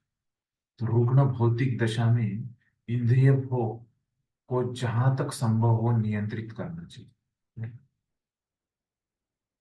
तो प्रभुपाद क्या बोल रहे हैं कि ये विद्या की संस्कृति क्या है, ये इंद्रिय भोग को हमको नियंत्रित करना है पहली चीज। इस शारीरिक अवस्था में आबाद इंद्रिय तृप्ति ज्ञान तथा मृत्यु का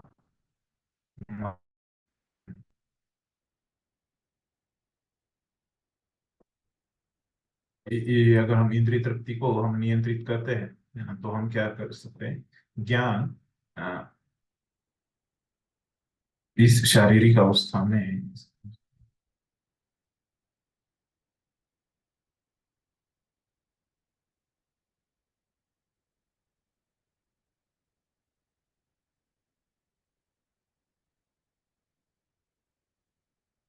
और यहाँ पे जो है ना थोड़ा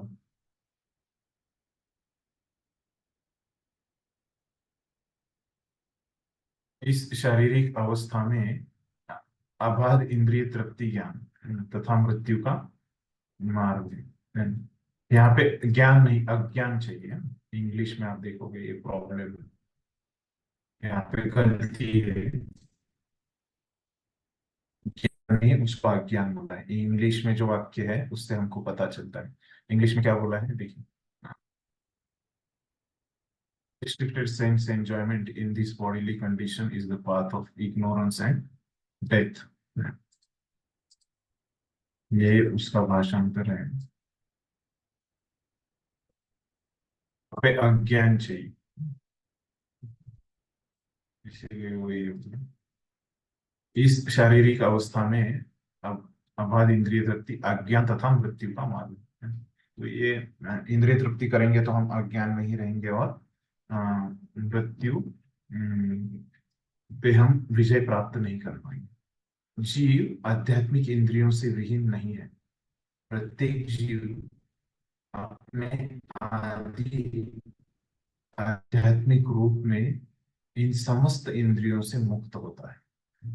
तो जो जीव रहता है आध्यात्मिक जगत में है, तो उसको ये भौतिक इंद्रिय नहीं रहती। सॉरी, जीव आध्यात्मिक इंद्रियों से विहीन है ना। प्रत्येक जीव अपने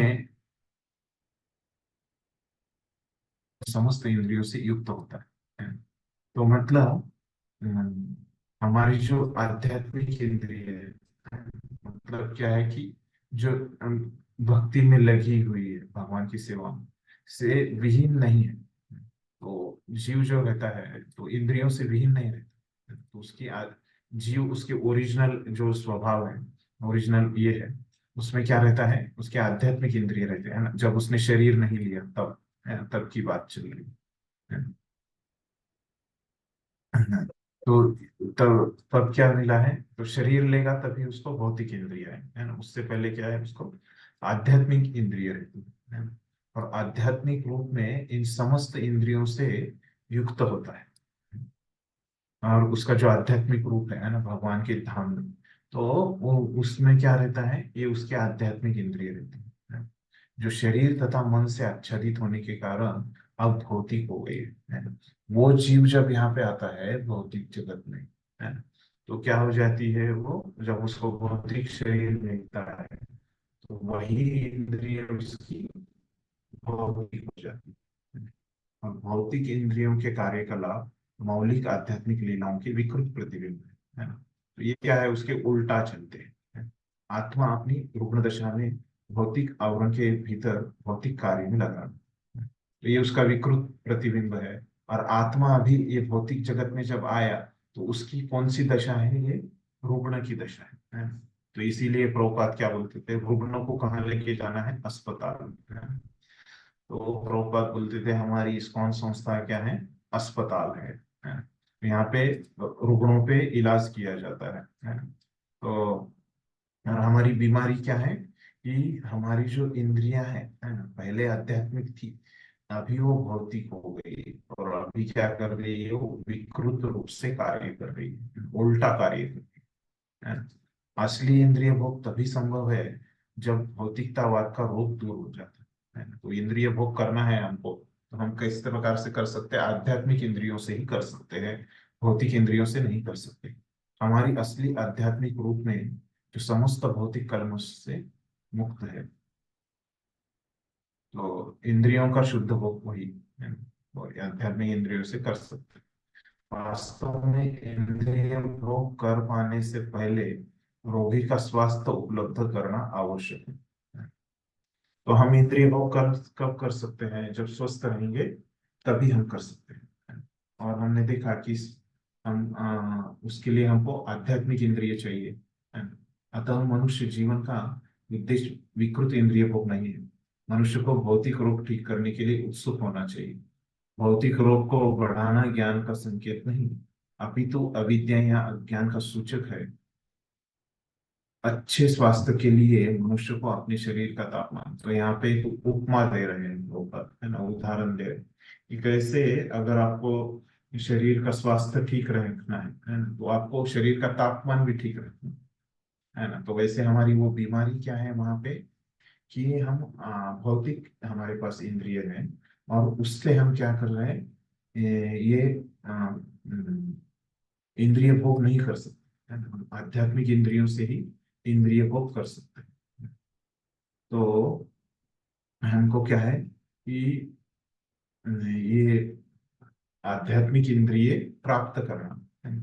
यही क्या होना चाहिए, मनुष्य जीवन का लक्ष्य होना चाहिए, ताकि हम ये इंद्रिय को रोक सके। तो ये हमने सिखाया। तो ये और अगला पैराग्राफ मिला के कुछ कनेक्शन नहीं है। तो ये अभी बस इस पैराग्राफ का सुनिए, अभी ये अगला पढ़िए, है ना, फिर हम चर्चा करते हैं।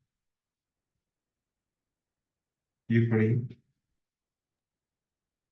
भौतिक सभ्यता की आधुनिक प्रवृत्ति ज्वरग्रस्त भौतिक दशा के ताप को बढ़ाना है, जो परमाणु शक्ति के रूप में 107 अंश तक पहुंचा हुआ है।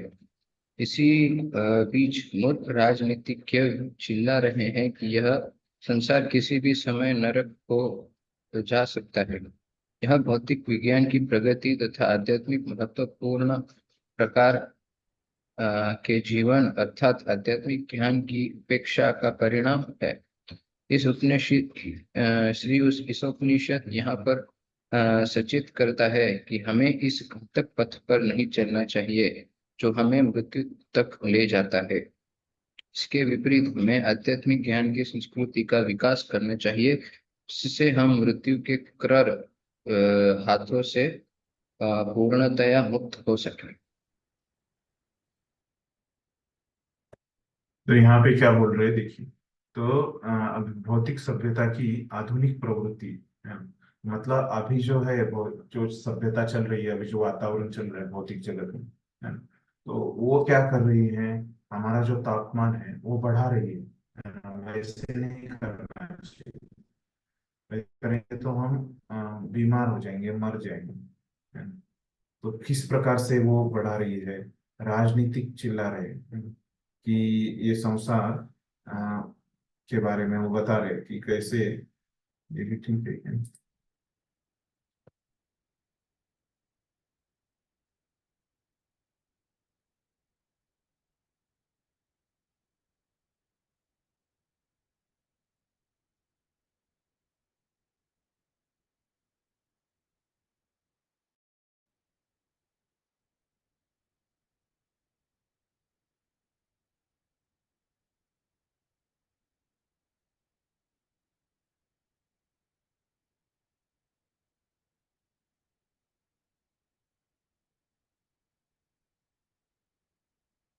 फिर क्या बताना चाहते हैं प्रभुपाद कि तो एक तरफ क्या कर रहे हैं, ये भौतिक सभ्यता है ना।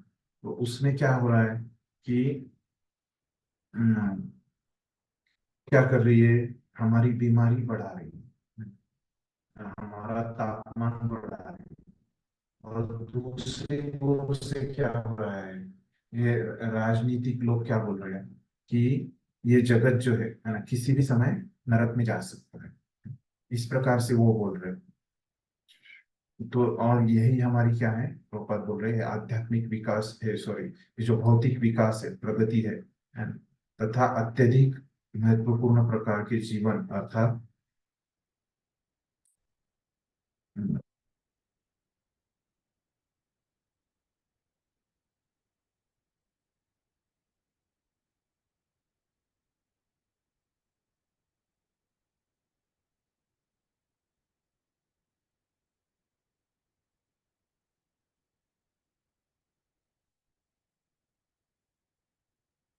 तो ऐसे दो तरफ से हमको क्या हो रहा है, परेशानी हो रही है ना।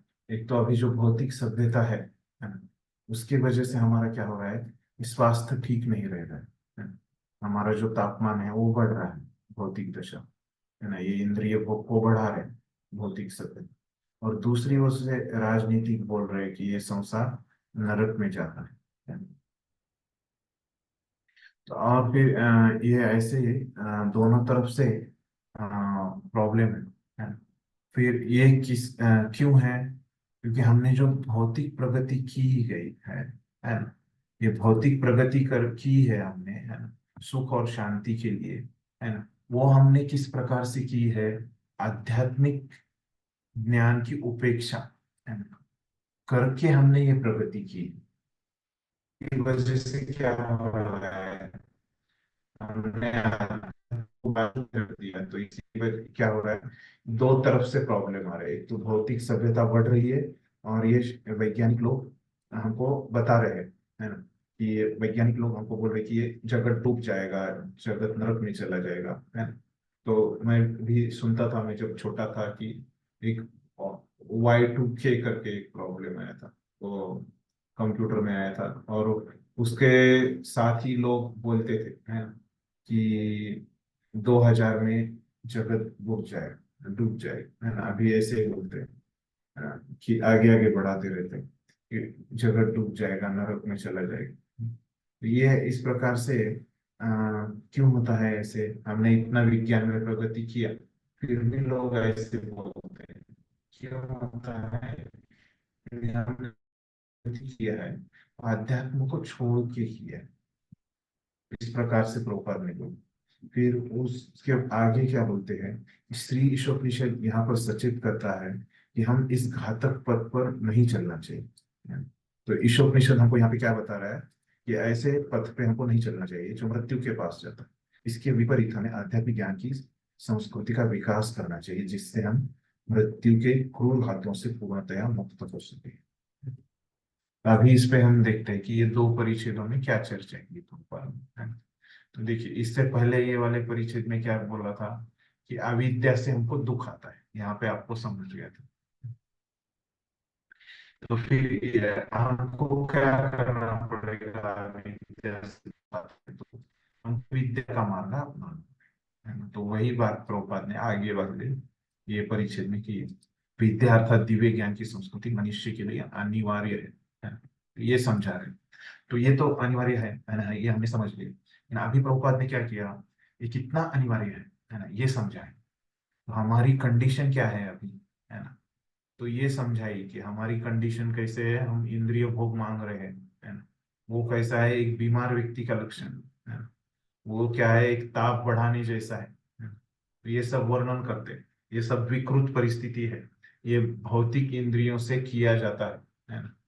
हाँ, तो इसके लिए आपको आध्यात्मिक इंद्रिय चाहिए, अगर आपको विद्या का कार्य करना है तो। और ये सब क्यों है, आपने अध्यात्म को छोड़ दिया है ना? इसलिए सब आपको ये परेशानियां हो रही हैं। तो अगर आपको आध्यात्मिकता, इसीलिए आपको आध्यात्मिकता की जरूरत है ना? तो विद्या की आपको जरूरत है ना। तो मतलब ये संक्षिप्त में अगर बताना है तो क्या बताया कि विद्या की आवश्यकता कैसे हमको अनिवार्य है ना, ये समझाया प्रभुपाद ने, इतना ही है ना। वो भौतिकता का वर्णन करके उसको समझाया है कि कैसे विद्या की आवश्यकता है हमारे जीवन में, है ना। तो ये सीख यहाँ पे प्रभुपाद ने हमको दी है ये परिचय। तो अभी हम देखते हैं कि यहाँ पे बोला कि हमको ये विसंगतता है आध्यात्मिक जीवन में, और सॉरी हमारे आत्मा और शरीर में असंगता है। तो ये क्यों है? अविद्या के कारण है, प्रभुपाद ने बताया। और फिर ये अविद्या से हमको विद्या में जाना है, तो ये बताया प्रभुपाद ने। तो अभी ये जो बताया कि यहाँ पे ये भौतिक जगत में ये दुखालयम अशाश्वतम है ना, प्रभुपाद ने यहाँ पे बताया। लेकिन अभी हम चर्चा करते हैं इसका, है ना। तो और ये शरीर जो हमको मिला है ना, तो ये उतना अच्छा सौदा नहीं है ना, बुरा सौदा है ना, ये भी प्रभुपाद ने यहाँ पे बताया। तो अभी हम देखते हैं कि ये शरीर जो हमको मिला है कि ये बुरा सौदा कैसे है ना। प्रभुपाद ने बोला कि शरीर जो है हमको मिला है वो बुरा सौदा है ना। इस जो बुद्धिमान व्यक्ति रहता है वो जितना उसका उपयोग कर सकता है वो करता है। तो ये शरीर हमारे लिए कैसे बुरा सौदा है। तो हम देखते हैं कि बुरा सौदा किसके दृष्टिकोण से बोला है प्रभुपाद ने? ये इंद्रिय तृप्ति के दृष्टिकोण से ये हमारा बुरा सौदा है। तो हम इसको देखते हैं, तो पहली चीज इसमें देखते हैं कि ये जो समय है इंद्रिय तृप्ति का, है ना, उसके दृष्टिकोण से हम देखेंगे, है ना। तो इंद्रिय तृप्ति का जो समय रहता है ना, वो कितना देर हम इंद्रिय तृप्ति कर सकते हैं? कम समय तक, है ना। तो कहा जाता है कि क्या है, ये इंद्रिय तृप्ति में जो सुख है वो इस भौतिक जगत में जो सर्वोच्च प्रकार की इंद्रिय तृप्ति है ना। तो वो किसको बोला जाता है? सर्वोच्च प्रकार की इंद्रिय तृप्ति किसमें है सेक्स भौतिक एंजॉयमेंट। जगत? हाँ। Sex enjoyment. और उसका अगर आप समय देखोगे, है ना, तो बहुत कम समय रहता है, कुछ ही मिनटों में, है ना। तो इसीलिए अगर आप समय का भी विचार करो, है ना, ये इंद्रिय तृप्ति का समय, तो उनका जो हाईएस्ट इंद्रिय तृप्ति है ना, सर्वोच्च जो इंद्रिय तृप्ति है उसका समय भी कितना कम है ना। तो इसीलिए कहा जाता है कि ये इंद्रिय तृप्ति है ना, ये बुरा सौदा है। तो फिर आप अगर देखोगे कि ये जो तीव्रता रहती है इंद्रिय तृप्ति करने की, है ना, तो ये जो तीव्रता है ना, ये बहुत कम रहती है। मतलब कैसे, ये तीव्रता क्या रहती है ना। तो देखिए अभी कोई अगर भक्ति कर रहा है, जैसे हमारे आचार्य भक्ति करते थे, है ना, और उसमें अगर कुछ संकटें आ जाती है, उनकी भक्ति में जीवन में कुछ संकटें आ जाती है, तो क्या करते हैं, फिर भी वो भक्ति कंटिन्यू करते हैं, भक्ति को छोड़ते हैं, है ना। तो हम क्या बोलते हैं कि उनकी भक्ति बहुत तीव्र है ना। और अभी हम ये रहता है तीव्रता, है ना, उनकी भक्ति की तीव्रता बहुत ज्यादा है, हम ऐसे बोलते हैं। तो अभी यहाँ पे हम इंद्रिय तृप्ति की तीव्रता के बारे में सोच रहे हैं, है ना। तो अभी इंद्रिय तृप्ति मैं कर रहा हूँ सब, है ना। तो इंद्रिय तृप्ति क्या कर रहा हूँ मैं?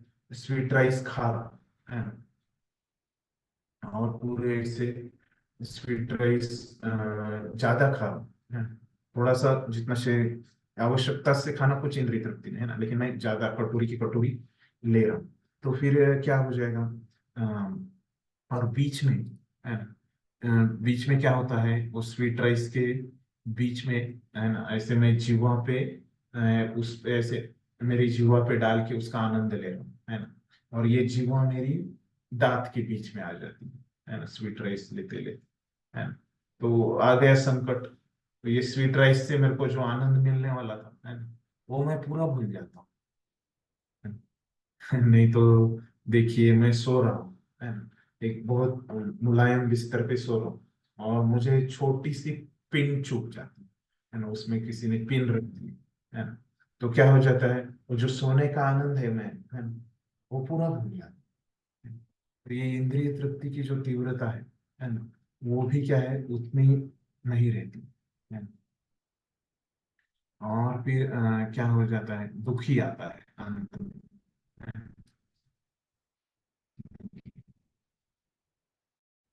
फिर और क्या बता, हाँ, ये पहले इसके बारे में, समय के बारे में बताया। हाँ, समय के बारे में मैं गलती से आपको आधा ही बता दी है ना।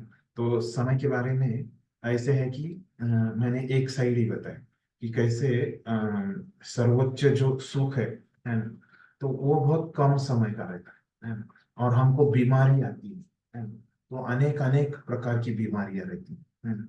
तो बीमारी आती है तो कितने लंबे समय में, ऐसे थोड़ी रहता है कि बीमारी आ गई और कुछ मिनटों में चली गई।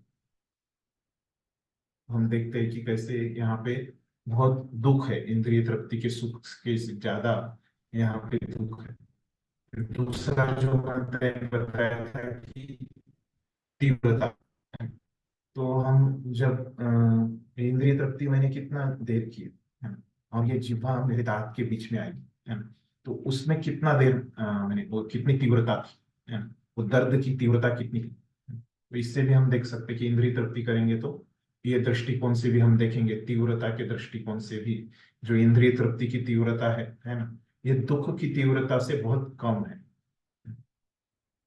फिर तीसरा जो विधान है कि जो हम बोलते हैं वैरायटी है ना, तो इंद्रिय तृप्ति, ये जो शरीर है ना, शरीर की जो इंद्रिय तृप्ति है ना, इंद्रिय तृप्ति को आप यहाँ पे शरीर भी समझ लीजिए है ना। शरीर और इसके बारे में चर्चा करेंगे। शरीर और ये जो शरीर की असंगतता है ना, उसके वो कैसे असंगतता है ना? मतलब भौतिक जगत में हम कैसे उससे हम सुख प्राप्त नहीं कर सकते है ना, ये समझना चाहते हैं यहाँ पे।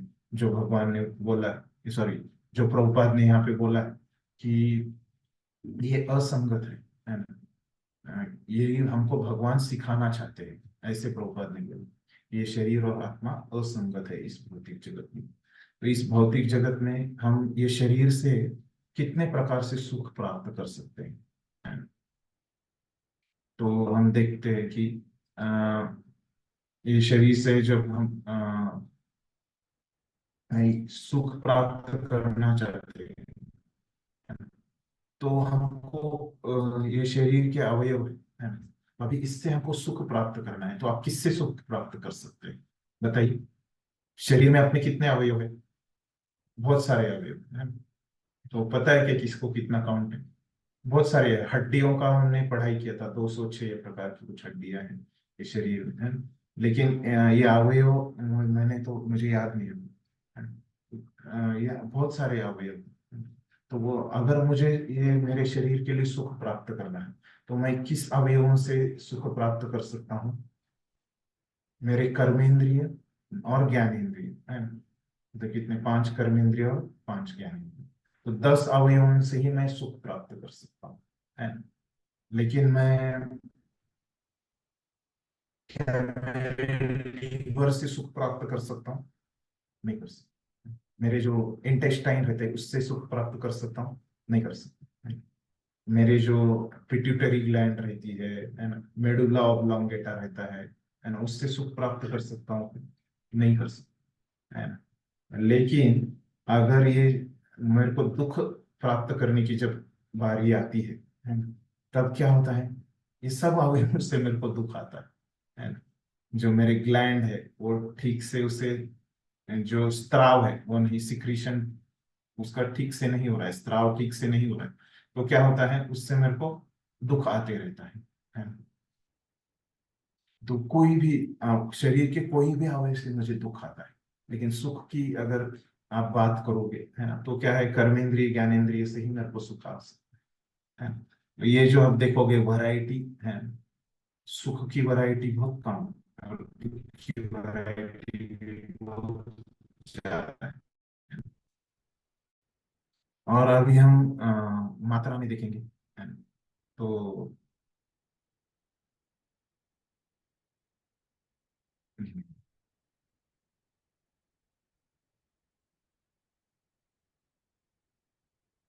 मात्रा में भी क्या है कि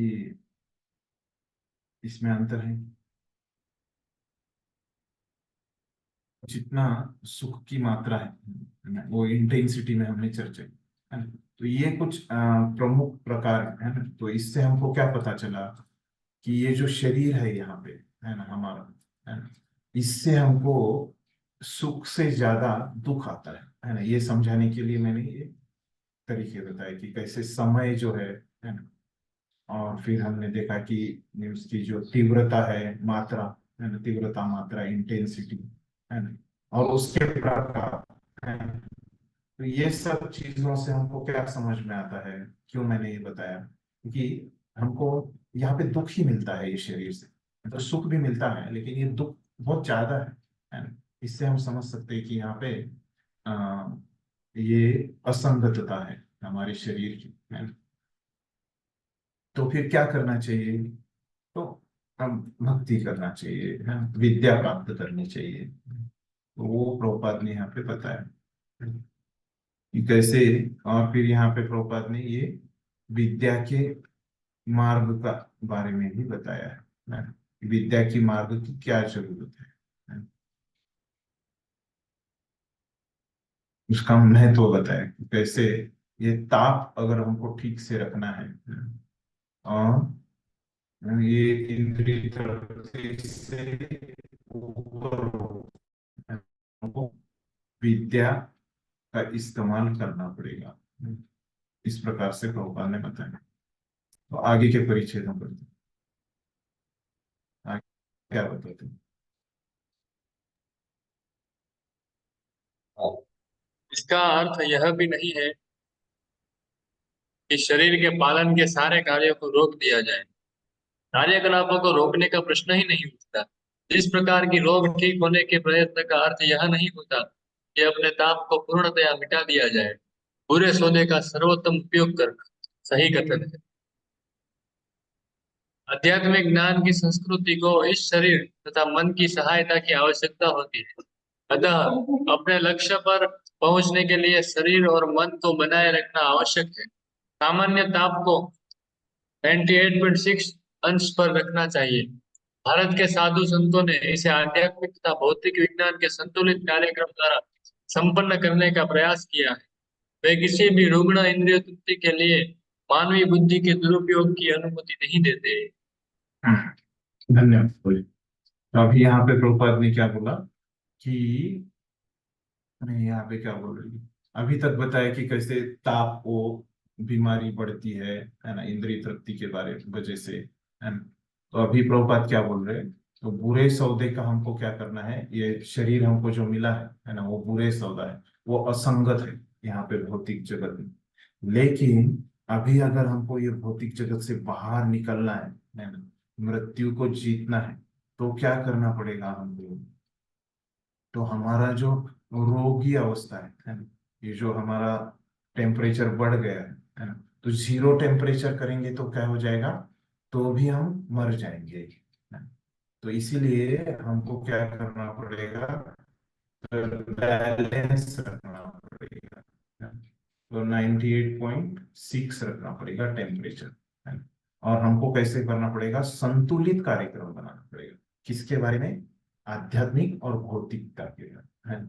तो ये जो भौतिक है ना, इसको हम छोड़ भी नहीं सकते, है ना, क्योंकि अभी हम इतना वो परिस्थिति में नहीं है।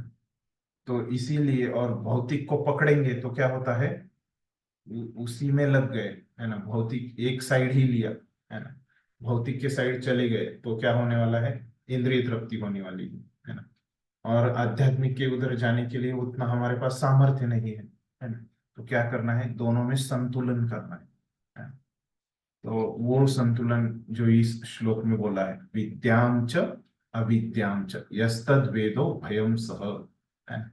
मतलब हमको भौतिक ज्ञान भी चाहिए और आध्यात्मिक ज्ञान भी चाहिए, है ना। तो ये बात यहाँ पे प्रभुपाद अभी ये परिच्छेद में पॉइंट किया प्रभुपाद। तो बैलेंस रखना चाहिए।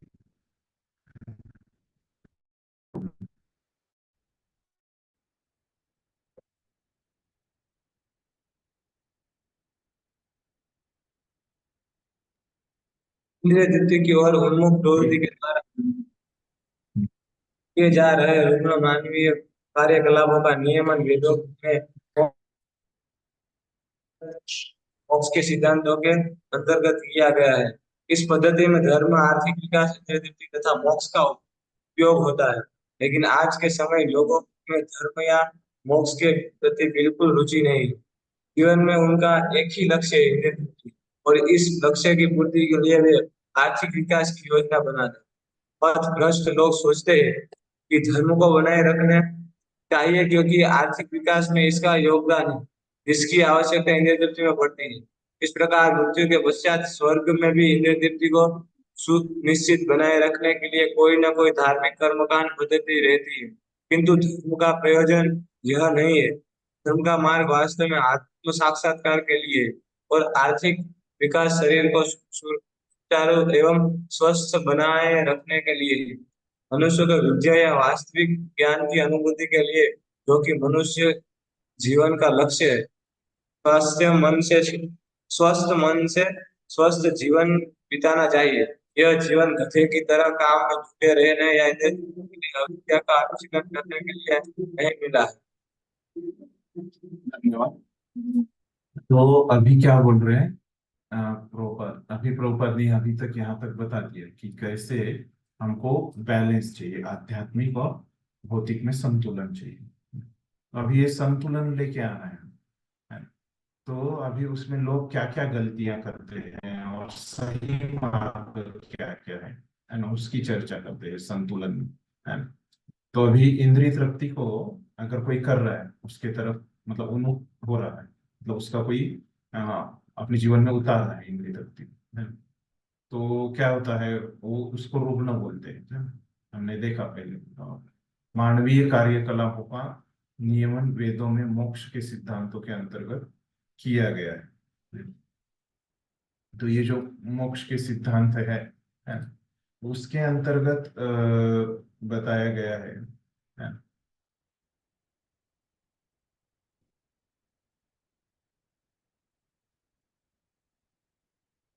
ये इंद्रिय तृप्ति का जो मार्ग है ना, तो और वो जो रुग्ण है ना, उसका अगर वो रुग्ण अगर नियमन करेगा, है ना, तो वे तो क्या हो जाएगा, तो वो धीरे धीरे मोक्ष की तरफ बढ़ जाएगा, है ना। नियमन करेगा मतलब कंट्रोल में करेगा, है ना?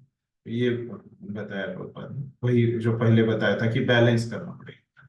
जो इंद्रिय तृप्ति की इच्छा है उसको नियमन करेंगे, मतलब आध्यात्मिक नियमों का पालन करेंगे तो मोक्ष की तरफ बढ़ सकते हैं, है ना? इस पद्धति में धर्म, आर्थिक विकास, इंद्रिय तृप्ति तथा मोक्ष का उपयोग होता है ना। तो ये जो पद्धति है ना, नियमन करने की, है ना, वो पद्धति क्या है, संतुलन करने की पद्धति। हमको धर्म, अर्थ, है ना, इंद्रिय तृप्ति, काम और मोक्ष, ये धर्म, अर्थ, काम, मोक्ष और आध्यात्मिक ज्ञान, है ना, इसमें आपको संतुलन करना है ना। ये धर्म, अर्थ, काम, मोक्ष क्या है, ये भौतिक ज्ञान है। लेकिन आज के समय में तो अभी लोग गलती क्या कर रहे हैं, तो ये धर्म, अर्थ, काम, मोक्ष ये भौतिक ज्ञान है और आपको आध्यात्मिक ज्ञान तो चाहिए। तो ये दोनों में जो बैलेंस होना चाहिए, तो अभी ये लोग भौतिक में क्या गड़बड़ कर रहे हैं वो प्रभुपाद बता रहे। तो धर्म या मोक्ष के प्रति बिल्कुल रुचि नहीं है, तो इनको ये धर्म, अर्थ, काम, मोक्ष जो है उसमें रुचि नहीं है। जीवन में उनका लक्ष्य है इंद्रिय तृप्ति, और इसीलिए क्या कर रहे हैं वो, का आर्थिक विकास, अर्थ कर रहे हैं। अर्थ से उनको बस काम, अर्थ और काम में ही उनको रुचि है ना। धर्म और मोक्ष में उनको रुचि नहीं है, ये गलती है। तो भौतिक ज्ञान में जो आता है धर्म, अर्थ, काम, मोक्ष, तो ये धर्म और मोक्ष में वो लोग रुचि नहीं ले रहे, है ना, वो प्रॉब्लम। तो इसीलिए वो क्या हो गए, पथभ्रष्ट हो गए, है ना, सही रास्ते से हट गए। तो धर्म को बनाए रखना सीखना चाहिए उनको। अगर पथ पे आना है, रास्ते पे आना है, तो उनको धर्म करना चाहिए, है ना, क्योंकि आर्थिक विकास में इसका योगदान है। और फिर धर्म से उनको अर्थ की तरफ आना है ना? फिर वो अर्थ से उनको क्या करना है, इंद्रिय तृप्ति करनी है, काम करना है, और इसके बाद वो क्या कर सकते हैं, वो मोक्ष के पास आ सकते हैं, है ना? तो ये सही पद्धति है भौतिक ज्ञान की, है ना। लेकिन वो लोग अभी के जो वर्तमान परिस्थिति में लोग है, भौतिक सभ्यता है, उसमें क्या कर रहे हैं, धर्म और मोक्ष को छोड़ दे रहे हैं। धर्म का मार्ग वास्तव में आत्म साक्षात्कार के लिए, ऐसे अगर कोई धर्म करेगा तो क्या हो जाएगा, आत्म साक्षात्कार की तरफ जाएगा। आर्थिक विकास शुरू, शरीर को सुचारू, है ना, पैसा तो लगता है शरीर को चलाने के लिए, है ना, एवं स्वस्थ रखने के लिए भी, अच्छा पौष्टिक खाने के लिए भी तो लगेगा पैसा, है ना। मनुष्य को विद्या या वास्तविक ज्ञान की अनुभूति होनी चाहिए। तो ये विद्या रहेगी, वास्तविक ज्ञान मनुष्य का जीवन का अगर लक्ष्य रहेगा तो क्या हो जाएगा, मनुष्य स्वस्थ मन से स्वस्थ जीवन बिताना चाहिए उसने। यह जीवन गधे की तरह काम में जुटे रहने या इंद्रिय तृप्ति के लिए, विद्या का अनुशीलन के लिए नहीं। ये परिच्छेद में क्या बताया कि जो भौतिक ज्ञान की जो संतुलन करने की बात बताई, तो भौतिक ज्ञान यहाँ पे क्या है, धर्म अर्थ काम मोक्ष है। और लोग जो गलती कर रहे हैं वो क्या कर रहे हैं, बस अर्थ और काम में ही उनका ध्यान है, धर्म और मोक्ष में उनका ध्यान नहीं है, ये गलती है ना। और अगर हमको सही रास्ते पे चलना है तो हमको क्या करना पड़ेगा, धर्म अर्थ काम मोक्ष, है ना, ये सभी करना पड़ेगा भौतिक जीवन में, है ना। केवल ये इंद्रिय तृप्ति को छोड़ना पड़ेगा, अविद्या के मार्ग को छोड़ना पड़ेगा, है ना। ये यहाँ पे ये परिच्छेद में प्रभुपाद ने बोला। फिर अगले परिच्छेद में पढ़ी हुई विद्या का मार्ग पूरी तरह से श्रीमद् भागवत में प्रस्तुत किया गया है, जो मनुष्य का परम सत्य की खोज में अपने जीवन का सदुपयोग करने का आदेश देता है। परम सत्य की अनुभूति क्रमशः ब्रह्म, परमात्मा तथा अंत में भगवान अर्थात पूर्ण पुरुषोत्तम भगवान के रूप में होती है। परम सत्य की अनुभूति ऐसे विशाल हृदय व्यक्ति को होती है जिसने उपयुक्त 10वें मंत्र के तात्पर्य में वर्णित भगवद गीता के 18 सिद्धांतों का पालन करते हुए ज्ञान तथा वैराग्य को प्राप्त कर लिया। इन 18 सिद्धांतों का मुख्य सार पूर्ण पुरुषोत्तम भगवान की दिव्य भक्ति प्राप्त करना। अतएव सभी वर्गों के व्यक्तियों को भगवान की भक्तिमय सेवा की कला सीखने के लिए प्रोत्साहित किया जाता है। प्रभुपाद क्या बोल रहे हैं कि ये विद्या का जो मार्ग है ना, तो अभी उसके बारे में चर्चा कर रहे हैं। तो ये श्रीमद् भागवत में बताया गया है, और ऐसे हम करेंगे तो अपने ये जो बुरे सौदे का अच्छा उपयोग हो जाएगा, सदुपयोग हो जाएगा। जो ये शरीर हमको मिला है ये बुरा सौदा है, प्रभुपाद ने बोला। परम सत्य की अनुभूति, फिर हम ये विद्या का भी अगर मार्ग उसका अवलंबन करेंगे तो हमको परम सत्य की अनुभूति क्रमशः ब्रह्म, परमात्मा और भगवान के इसमें ऐसे स्तर में हमको हो जाएगी। और विशाल व्यक्ति को होती है ना, तो उसके लिए ये विद्या का जो मार्ग है ना। तो आप में से किसी ने तो प्रश्न पूछा था कि ये 10वें श्लोक में जो आध्यात्मिक ज्ञान है ना, और ये 11वें श्लोक में आध्यात्मिक ज्ञान है ना, एक ही है ना। तो मैंने हाँ बताया था, तो प्रभुपाद अभी वही बात यहाँ पे बता रहे है ना। जो 10वें श्लोक में हमने दिया था, है ना, विद्या क्या है ना, वो पढ़ाई किया था हमने, है ना। तो प्रभुपाद ने अभी यहाँ पे बताया कि उसी विद्या को, है ना, विद्या मतलब क्या है, जिसने ये 10वें श्लोक में जो 18 सिद्धांतों का पालन किया है। तो ऐसी यही विद्या है ना। तो यहाँ पे भी क्या कर रहे हैं प्रभुपाद, वो पिछले श्लोक का ही संदर्भ ले रहे हैं, और वहां पे जो विद्या बताई थी वही विद्या यहाँ पे भी सेम है ना। इस प्रकार से बताया विद्या के बारे में। आगे वाला पढ़िए।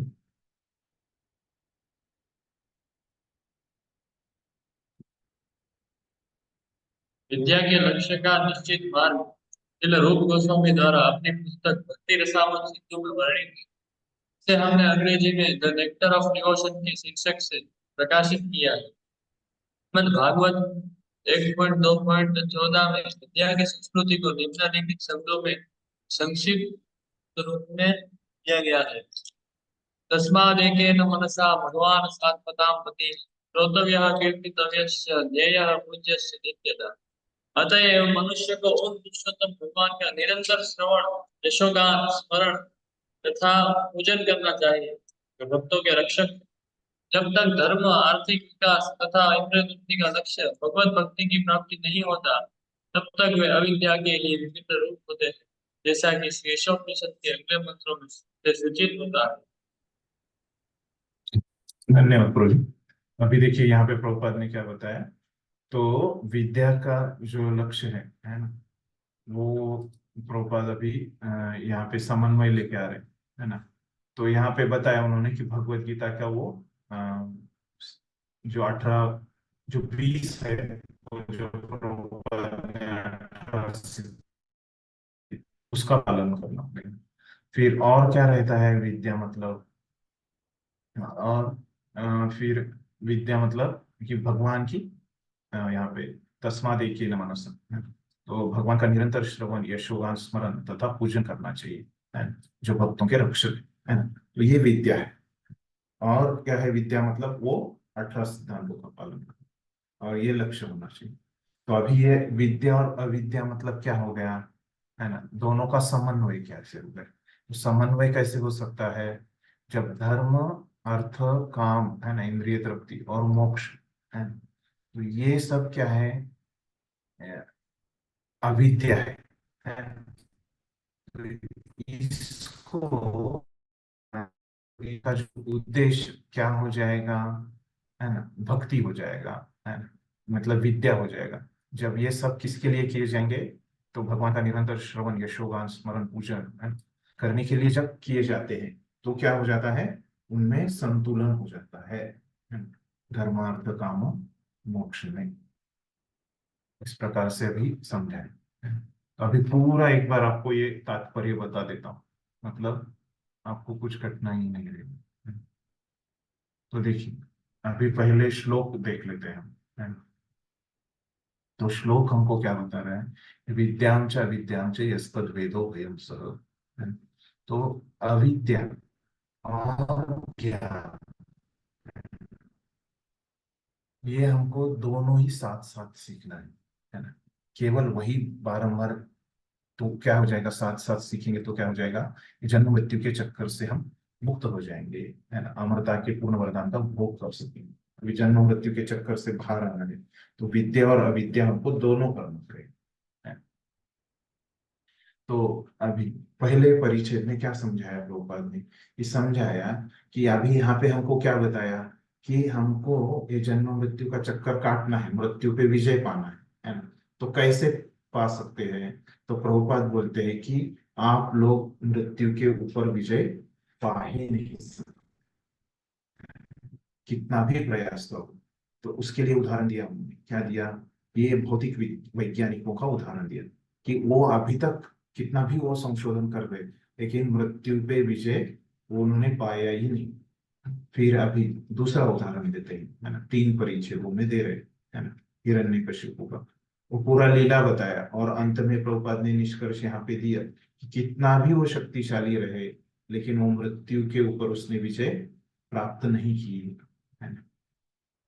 तो फिर अंत में इसका पूरा निष्कर्ष क्या किया, तो आप खुद के एकांगिक प्रयास से मृत्यु के ऊपर विजय प्राप्त ही नहीं कर सकते। इसके लिए आपको शास्त्रों की विधि अपनानी पड़ेगी, है। तो अभी विधि पे आ गए, है। तो ये विधि अगर आपको सीखना है ना, तो कौन, भगवान की आपको सिखाएंगे, कैसे, एक तो शास्त्रों के माध्यम से, नहीं तो अपने प्रतिनिधियों के माध्यम से ये विधि आपको सिखाएंगे यहाँ पे, है।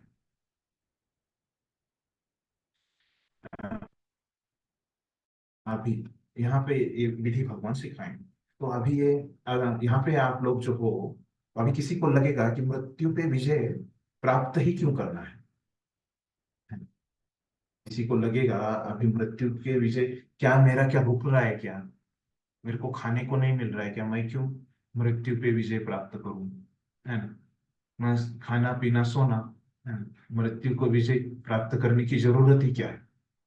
तो वो प्रभुपाद यहाँ पे समझाते हैं कि मृत्यु पे विजय प्राप्त करने की जरूरत है, क्योंकि अगर वो नहीं करेंगे तो आप इस दुनिया में सुखी नहीं रह सकते। आपको लगता है कि आपको यहाँ पे सुखी हो, लेकिन आप सुखी होने से ज्यादा इस दुनिया में आप दुखी हो, है ना। तो ये क्या दर्शाता है कि आपका जो शरीर है ये मतलब इस ये दुख देने के लिए है ना। वो आत्मा को उसने पकड़ के रखा है, आत्मा को भगवत धाम जाना चाहिए, उसको वहां पे सुख है, इसलिए आपको जरूरत है ना, कि ये मृत्यु पे विजय प्राप्त करने की, ये जन्म मृत्यु का। ये तो किसी को लग सकता है कि मेरा क्या चाह रहा है ना? तो प्रभुपाद ने उसको समझाया तेरे को कितना दुख है इधर, है ना, इस भौतिक जगत में, है ना। तो उससे अगर मुक्ति चाहिए तो ये मृत्यु पे विजय प्राप्त ही करना पड़ेगा। फिर कैसे प्राप्त करने का? तो धर्म अर्थ काम मोक्ष करने का, ये है अविद्या, ये भौतिक है। किसके लिए करने का? ये उसका ध्येय क्या हो जाता है? भगवान का श्रवण, है ना, और ये श्रवण पूजन, है ना, श्रोतव्य कीर्तितव्य ध्येय पूज्य नित्यता, नित्य भगवान का श्रवण करने से, ये सब चीज ये ध्येय के लिए करने का, उनकी पूजा करने के ध्येय से, है। और उसमें बीच में कुछ लोग गलती करते हैं, है ना, अभी के लोग, है ना, क्या करते हैं? वो धर्म अर्थ काम मोक्ष में क्या कर देते हैं? धर्म और मोक्ष को छोड़ देते हैं, है ना, ये भी गलती करते हैं।